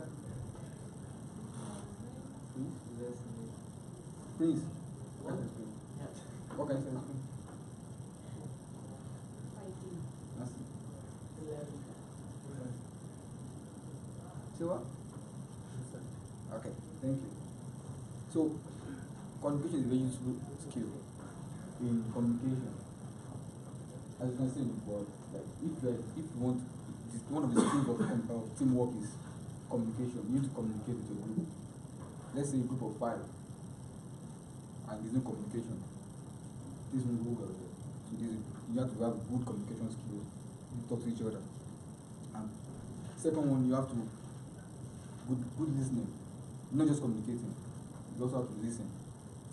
If 5 of us are talking together at the same time without listening, then we won't have the end result. So you need to listen when communicating, not just communicating, listen as well. Then communication skills also is a skill on conflict management. Here it says conflict. In a group, if everyone have bad intention towards each other, you are communicating fine, you are listening fine, but there's always conflict. You won't achieve what you set out to be, because you need to settle dispute. There's no way 3 or 4 people will come together, they will surely have dispute among them or conflict. You need to have that skills of settling dispute. They need to respect each other, respect each other's opinion. Nobody's contribution is little. You need to respect each other's opinion. If Elena gives me an opinion, I need to respect it. Then, again, I'll ask you a question. What is your school? What did you see in school? Anything different? You have pioneer, integrator, driver, and guardian. Which means, as a leader, you can possess, you can be a pioneer or integrator or a driver or a guardian. As a pioneer, after this presentation, I'm going to ask you a question. What category do you belong to? If you are going, focus on big picture, imaginative. I have an idea. She has that attribute. She sees the bigger picture. So, as an integrator, you need to be diplomatic. A driver needs to be experimental, not just theory. You need to go out and do it. If you are given a task to do, like for example, when you have this maze run, you call it. It's not just about sitting down. You need to be experimental. You need to do it. You need to be active. Then if you're a guardian, Linda, you need to be relationship oriented. Yeah. I know this because I spent so much time with you guys. So Tanya, she's diplomatic. So I went like this. This is a ladder. That means we all need each other's impact to reach the goal. So the end result of good teamwork is success. That is the end result of good teamwork. So I'll sign up with this. Thank you very much. Thanks, Michael.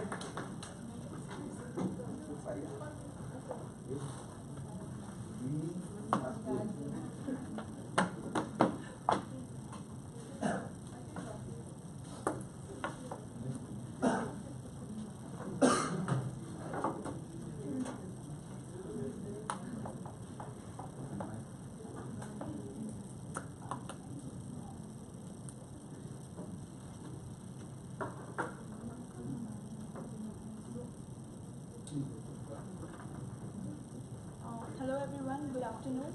Myself Hani Aswani, and I'm going to present about mobile technology in business. As you know, we grew up with cell phones, and earlier cell phones were used in just texting and calling and spreading messages, but these days cell phones are highly used in business and in many purposes. Cell phone has been our important accessories, and it has evolved in many ways in years, like as Meet explained you, like from little cell phone, from spreading messages to laptops, to different kinds of laptops, and to different types of cell phones and apps and everything.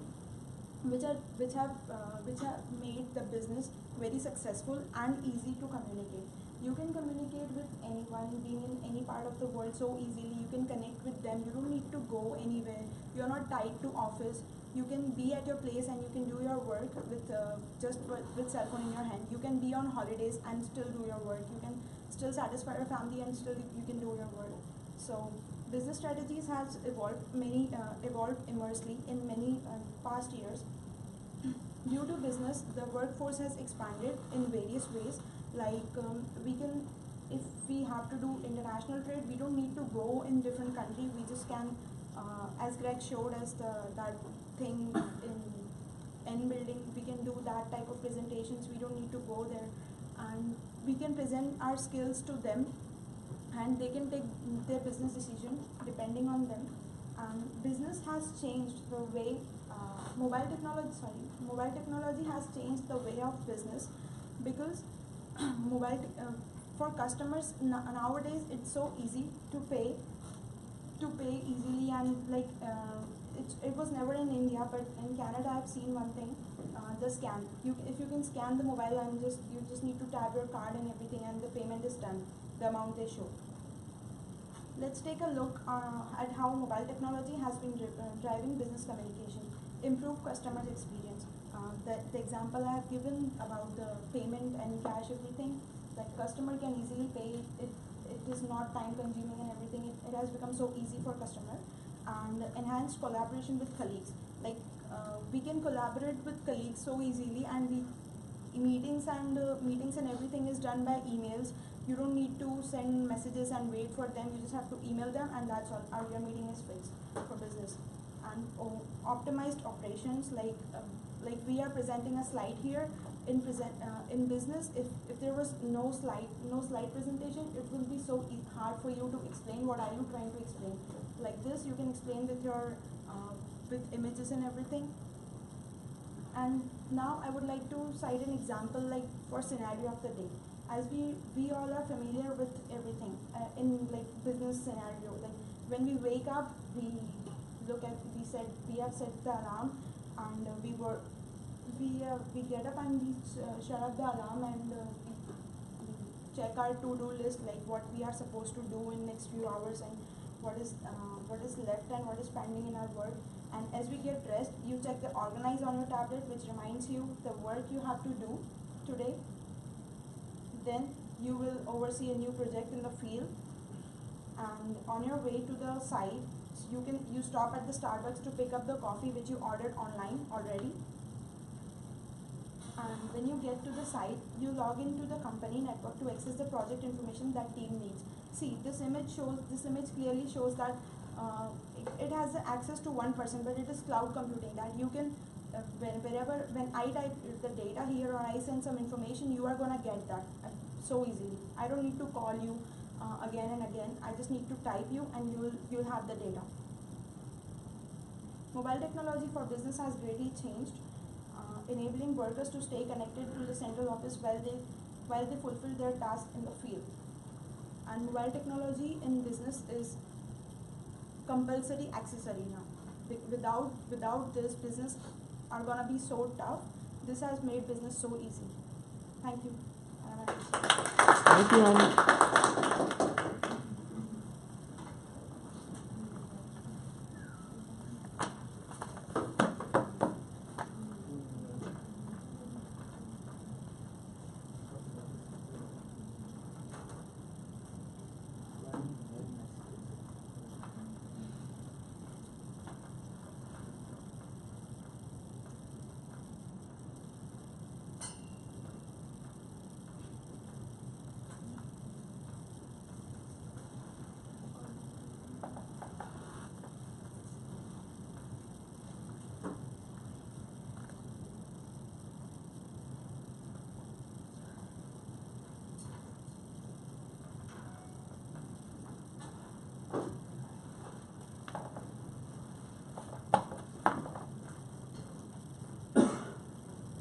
Hello everyone, my name is Prince, and today I'll be telling you about the mobile technology in business.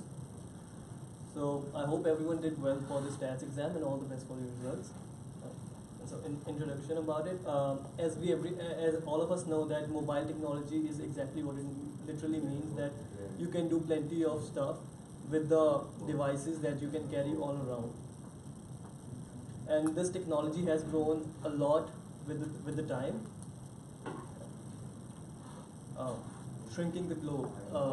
It doesn't mean that world is getting smaller, literally, but yeah, with the technology, everything is getting closer to us, everything is accessible to us. If we go a century back, we think of people sending their messages through letters, sending them messages through letters was the only way that they had then, and transportation was like people used to go from one place to another using horses, cars, everything. But now technology has made things lot easier. You can go from one part of the world to another part in like 24 hours. Mobile technology, now we have been familiar with this technology from past few years. Like I came familiar with mobile technology around like 5 to 6 years back. That's how I got my first phone, and I got to know about like what's happening around the world. And now it has taken every bit of our lives to itself. Now we can't imagine a day without our mobile phones. Because even if our battery dies for like an hour, we'll be like, we're missing out on world, what's happening around, we don't know. How do we reach the other place and everything. And like personally, everything is connected to it. Your contacts, your emergency contacts, you are in trouble, your mobile phones will help you. You need to go somewhere, your mobile phone will help you. You need to know something about what's happening in the world. You need to know about any project, any assignments. Everything can be done through mobile phones. So for business, how it's helping business? Payments, it has made the payments a lot easier than it was. Now mobile can be used for making transactions. You can transfer money from your mobile phone, doing RTGSs, and there are few other methods that can be used for that. And tap payments is the latest technology that you can add your cards in your mobile phone, and you don't have to carry your cards along with you. So this is one of the most latest advancement. Then QR codes for the business. It helps business to keep the track of inventory. It helps consumers as well. Consumers get to know about what they have, what are the ingredients of the product, and what is the product about, even if they can't get the insight through. A QR code is basically a smaller version of a barcode, which is used by almost all the products these days. Cloud storage is like a very helpful tool for all the businesses. It stores all the information, as you all are familiar with all these Microsoft Drive, and then Google Drive, Box, all these help, Dropbox, all these help you store the data. Some of them are free, some of them you have to pay for. But like if you use it for business, obviously you have to pay, because it's a large amount of data that you have to carry for your business. And it's safe. It helps you lots of money by not, because you don't have to build all that heavy infrastructure for that. And it helps you against the natural disasters. As they mentioned, they had a major earthquake in Nepal a few years back, and then if you have all your data stored on cloud, then that won't be damaged anyway. So, communication has become really easy. You have to respond to the important emails. You have to track your you have to send a message, you have to respond to important email. Everything can be done through your mobile phone now. Emails, messaging, text messaging, calling, video calling, everything has become very easier. As Greg showed us that Cisco system that was installed in the other building, that is one of the most advanced video calling I've seen ever. So that actually felt like it's real. So we have such kind of technology around. So we can't say it has gone to its peak, but it's one of the most advanced era that we are living in. Tracking your business can be tracked about your, if you have an e-commerce site, you can track your business using your iPads, using your mobile phones. How many people visited the site? How many people bought products from your site? What is the traffic? Everything can be tracked. Your inventory, everything. Your cameras, your CCTV cameras can be tracked on mobile. It has made lots of things a lot easier now. Importance of mobile technology. great customer experience. It has optimized operations, better transparency in the operations. You can know everything by sitting at home, like what's happening at the store, what's happening in the warehouse. Everything can be known with the use of mobile phones these days. As world is innovating, I would like to ask you guys about one innovation that blew your mind. Shall we? Anyone from your group? Any one innovation that you felt that blew your mind that this is insane? Sorry? Right, okay. You, honey? Oh, okay. Yeah. You guys? Sensor. Oh, you guys? Vector, the robot. Okay, I don't know about it. Can you tell us more about it? Can you tell us more? Okay, it's like a tiny robot. Okay. Like Wally. Oh, okay. Yeah. You can interact with it, like you can listen to your commands. Oh, that's Yeah, it's like a small mini robot that. Right. But it also does like other functions. Anything from you? Alexa. Alexa? Oh yeah, Alexa. Okay, so there's one thing that I heard about in 2015. Have you guys heard of Amazon Go stores? Amazon Go stores? Yeah. They are based in US. There are 3 of them in the US. So I would like to show you how they work. They are completely based on mobile technology. So just take that.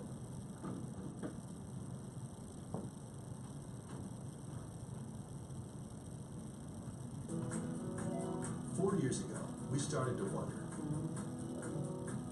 what would shopping look like if you could walk into a store, grab what you want, move it over. and just go? What if we could weave the most advanced machine learning, computer vision, and AI into the very fabric of the store, so you never have to wait in line? No lines, no checkouts, no registers. Welcome to Amazon Go. Use the Amazon Go app to enter. Then put away your phone and start shopping. It's really that simple. Take whatever you like. Anything you pick up is automatically added to your virtual cart. If you change your mind about that cupcake, just put it back. Our technology will update your virtual cart automatically. So, how does it work? We used computer vision, deep learning algorithms, and sensor fusion, much like you'd find in self-driving cars. We call it Just Walk Out technology. Once you've got everything you want, you can just go. When you leave, our Just Walk Out technology adds up your virtual cart and charges your Amazon account. Your receipt is sent straight to the app, and you can keep going. Amazon Go. No lines, no checkout. No, seriously.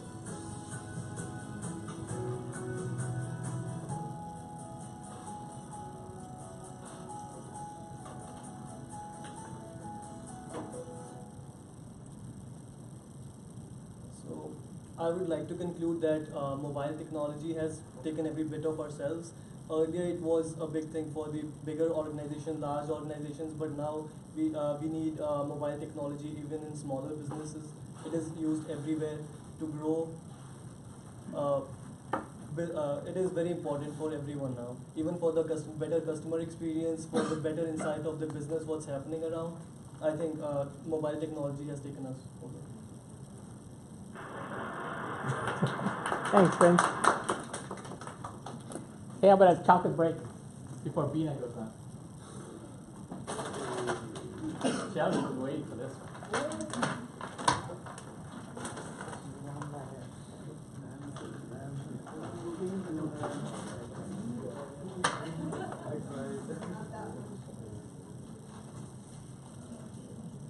Anyone?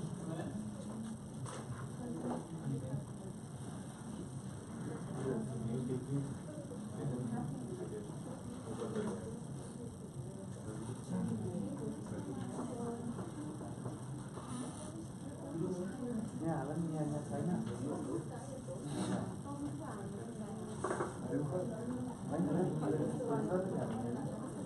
You will, Carol.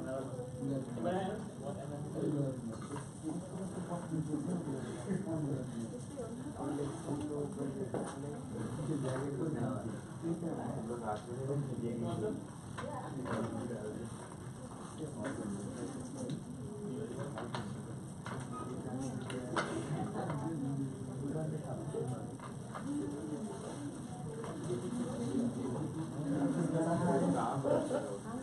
M&M's? These are the peanut ones, by the way, so.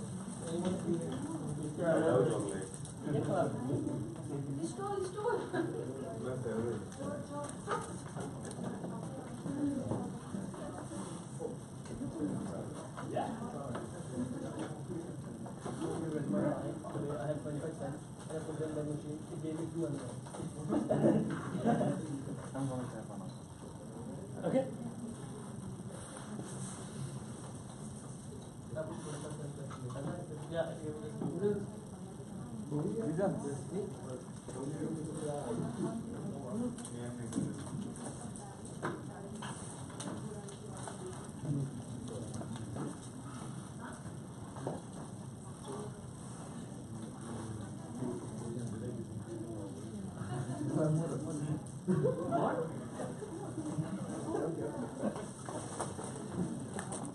Peter, whenever you're ready.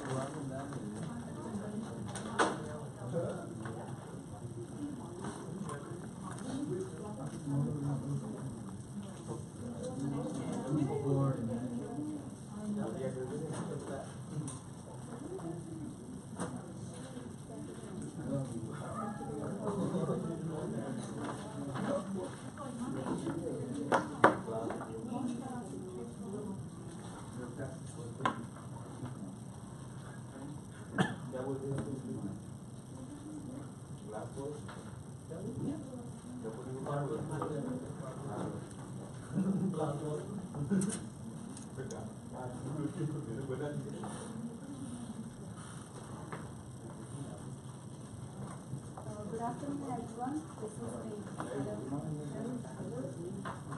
This is me, Veena Guru, and today I am here to present about the intercultural communications. So basically, this will be my experience in Georgian College regarding the intercultural communication. So.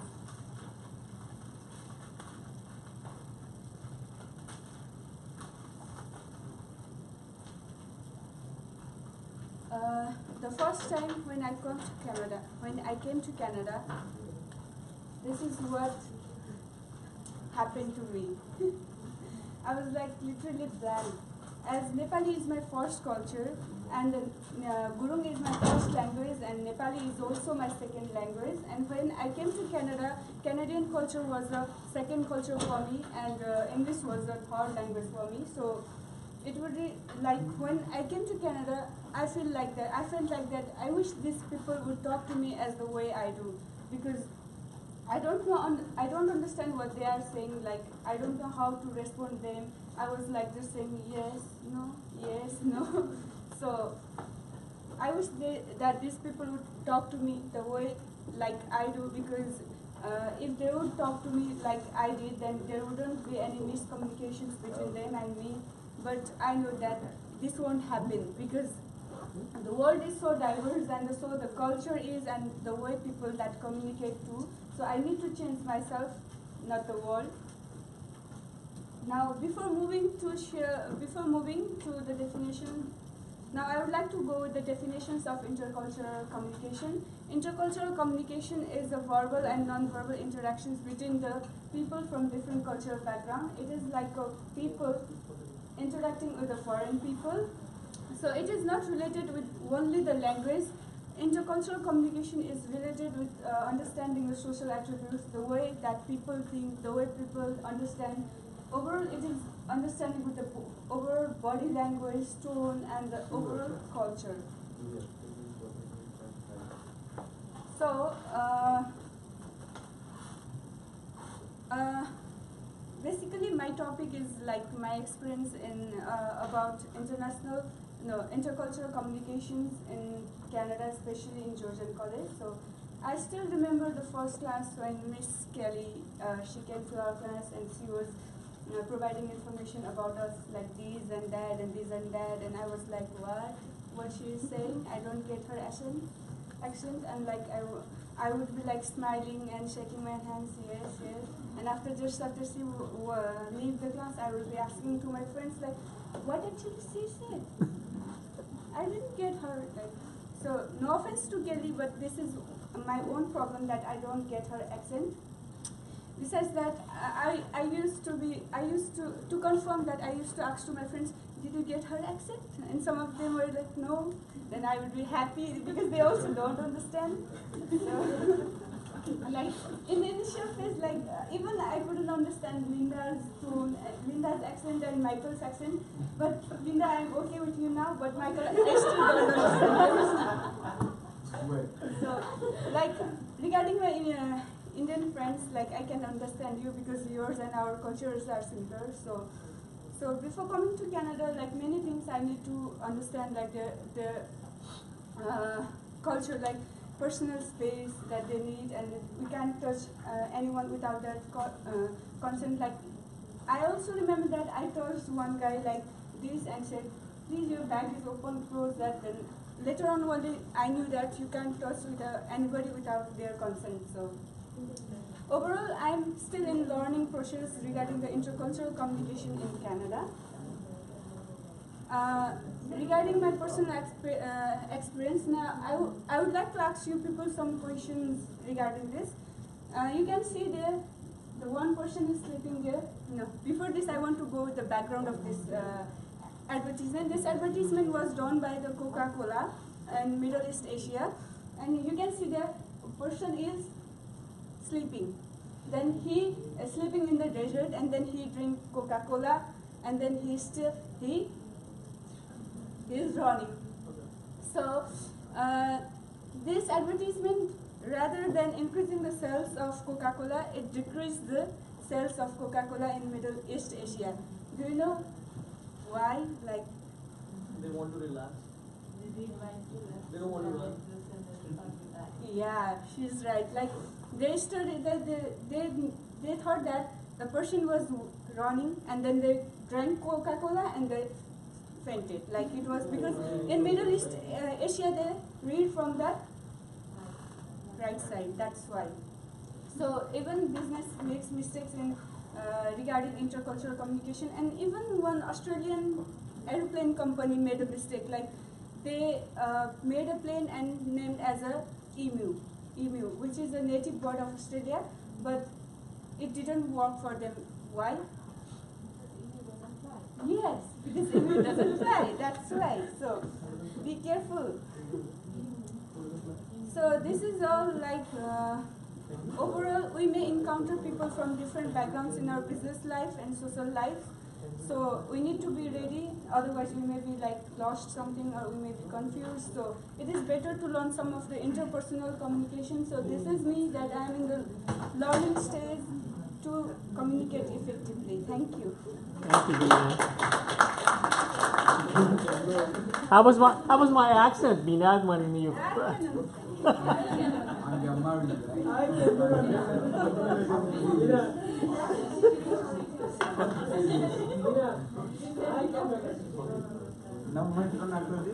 Yes, you were the last one.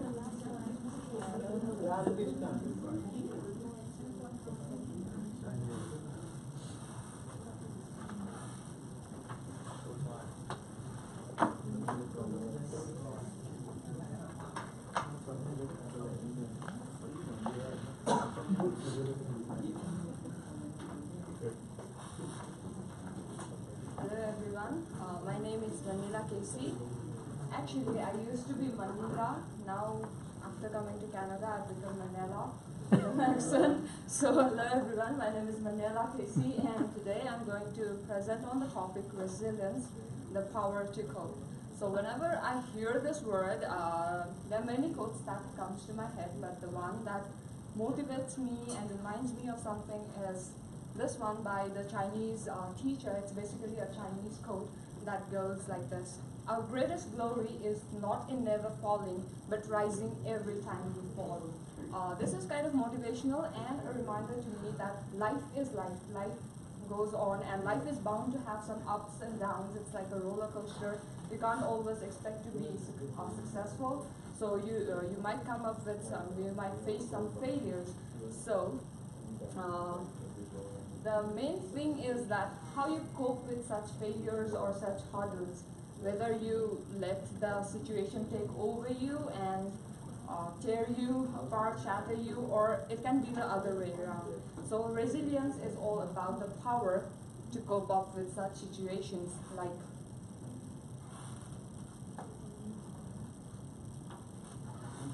So according to Cheryl Hunter, resilience is the ability not only begin again after adversity, but how to do so without any loss of power, enthusiasm, or you come back with the same level of enthusiasm and the power and purpose.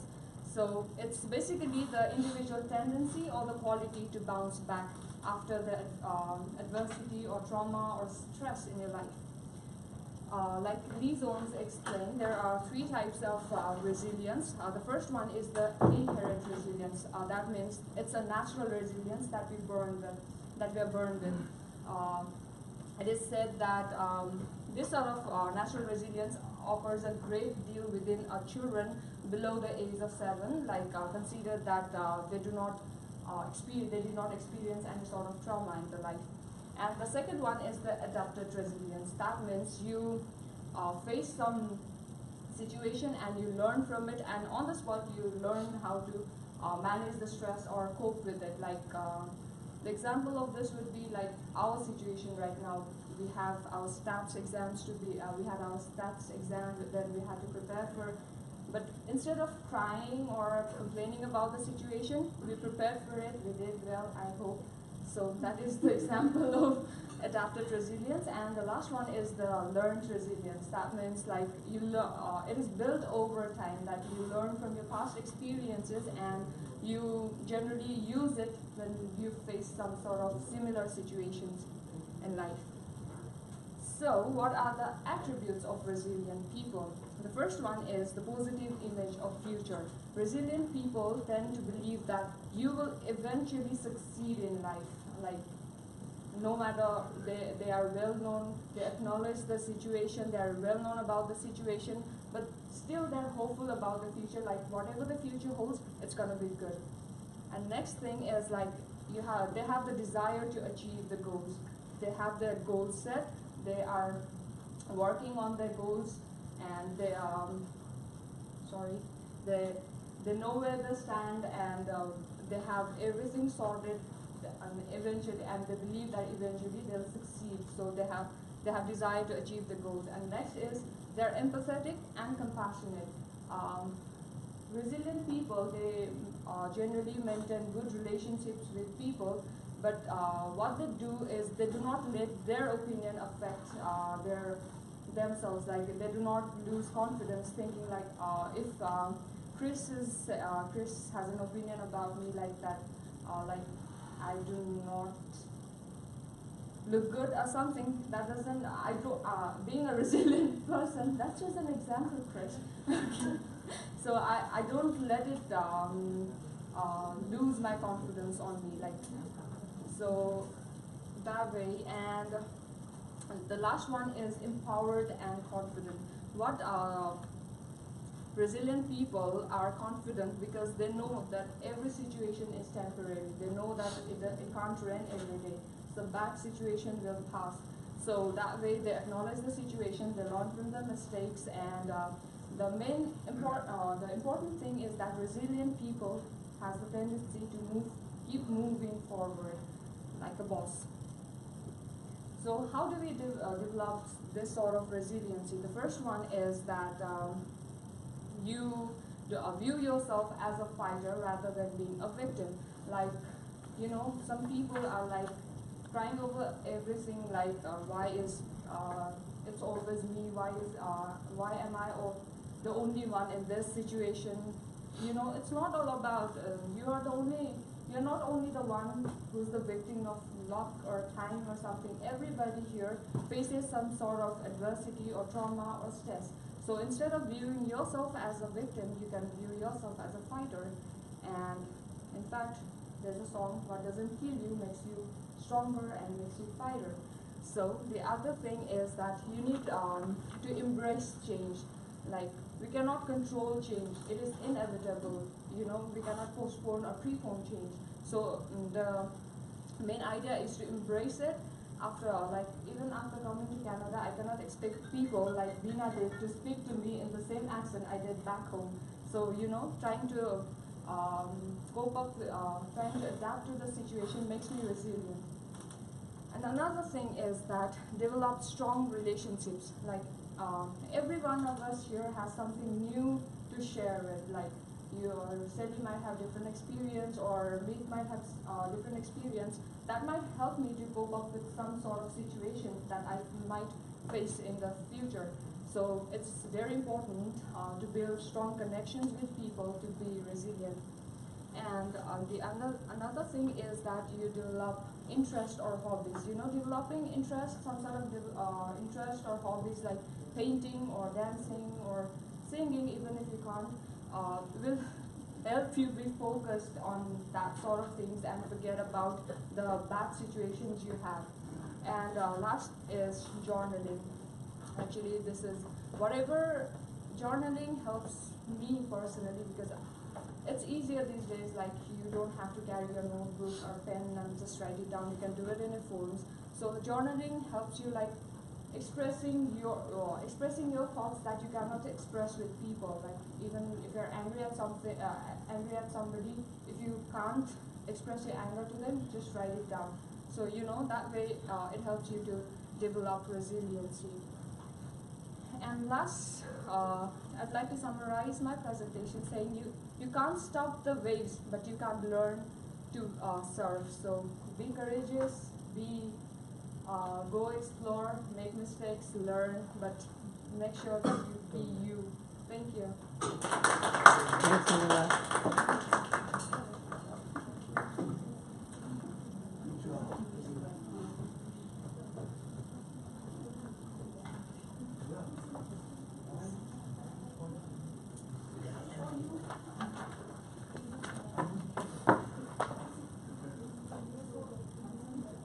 Take us home. You should have given me pause. Take us home, Ram. All right, last one.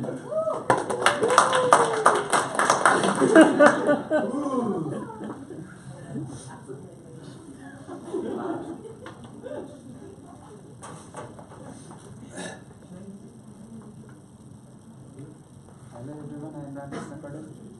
I enjoyed all of your presentation. Now I am going to tell about the mobile technology. So today's age is the age of technology, and daily lots of advanced technology are going on. So first I want to tell some about the facts of the mobile. So mobile phones have 80 times more bacteria than toilet handles. And in Japan, 90% of mobile phones are waterproof because they use a lot of them in bathrooms. So mobile phones radiation can cause insomnia, headaches and confusion. So now I am to go towards the history of mobile technology. You can see there in the picture, it starts from the keypad mobile to now latest smartphones. So the first cell phone was launched in 1983 and it was developed by Motorola Dynatrac 800X, and the cost of the first mobile phone was almost $4,000. In 1992, IBM Siemens, the first smartphone company, made it. So we can see that from 1G technology to now we are going to 5G technology, and as the mobile network goes on changing, the need of our mobile also goes on changing. First we just use it for texting and communication. Now we use it for everything from conducting our business to managing our business. So currently there are lots of mobile brands in our business. Some are iPhones, Samsung, LG, etc. So popular ones are Samsung and iPhone. So now I want to talk about the benefits of mobile technology. So mobile technology is making the world closer and closer and nearer and nearer. We can easily connect with our friends, families and relatives from one part of the world to another part of the world. So it also helps us to keep us updated on the current scenario, that what is happening around the world and what are going around us. So mobile technology is also providing job opportunities to lots of people. So mainly in software business, game business, it's giving a lot of opportunities to you, and so it's also helps in minimizing the use of pens and papers in schools, in business meeting, in presentation as well. So we can see that it has also got some advantage and disadvantage in regarding the employments. So it's also cutting some jobs in one sector, and it also providing some jobs in another sector. So through the use of mobile technology, we can have a clear and better learning experience. We can easily source the required materials over the internet. So we can also play movies, games, and watch video during the pleasure time. So now I am going to talk about the drawbacks of mobile technology. So one of the major drawbacks of mobile technology is that it mainly distracts the children from studying. So it also damages their eyes. One major thing is that most of the students around the world are totally dependent over the internet. If some assignment is provided to them by the school or college, so just they go to internet and copy paste the answers. So it is killing their creativity and creative ideas. So it was one of the major drawbacks of the mobile technology. So we can also see that business is mainly conducted through mobile nowadays. So if manager has gone for a vacation and he needs to attend some major meeting, so he doesn't have to come from his vacation to back. So he can just conduct his meeting through Skype or Facebook or just like Messenger for video chat. So another thing is that a lot of students are using mobile during walking or just like during driving. So you can also see that there in the picture. So see, it's almost going to kill that people in front of the car. Picture is not here. So we mainly keep our data nowadays on the mobile technology, just like banking password to locker security, everything. So if mobile is lost by misfortunately, so we can lost our all of the data. So currently we are also using our iPad in global business management program. So if we are doing some of the assignments in the iPad and so by chance we lost it, so we have to start from it again. So mobile phones have changed our lives. So I think that mobile technology is best technology in the world, and it also giving us some good things and some bad things. It has become one of the basic needs of our human life. As my friend already told that if our battery dies, we are missing something in our life. So mobile technology is making us to ignore the people who are closer to us, and it's connecting virtually to the people who are far from us. So it's one of the major drawbacks of this. So overall, everything has advantage and disadvantage. So we need to focus on the advantage of the things, and so I suggest to all that mobile technology is good and just use it in a proper way. Thank you. Thank you very much.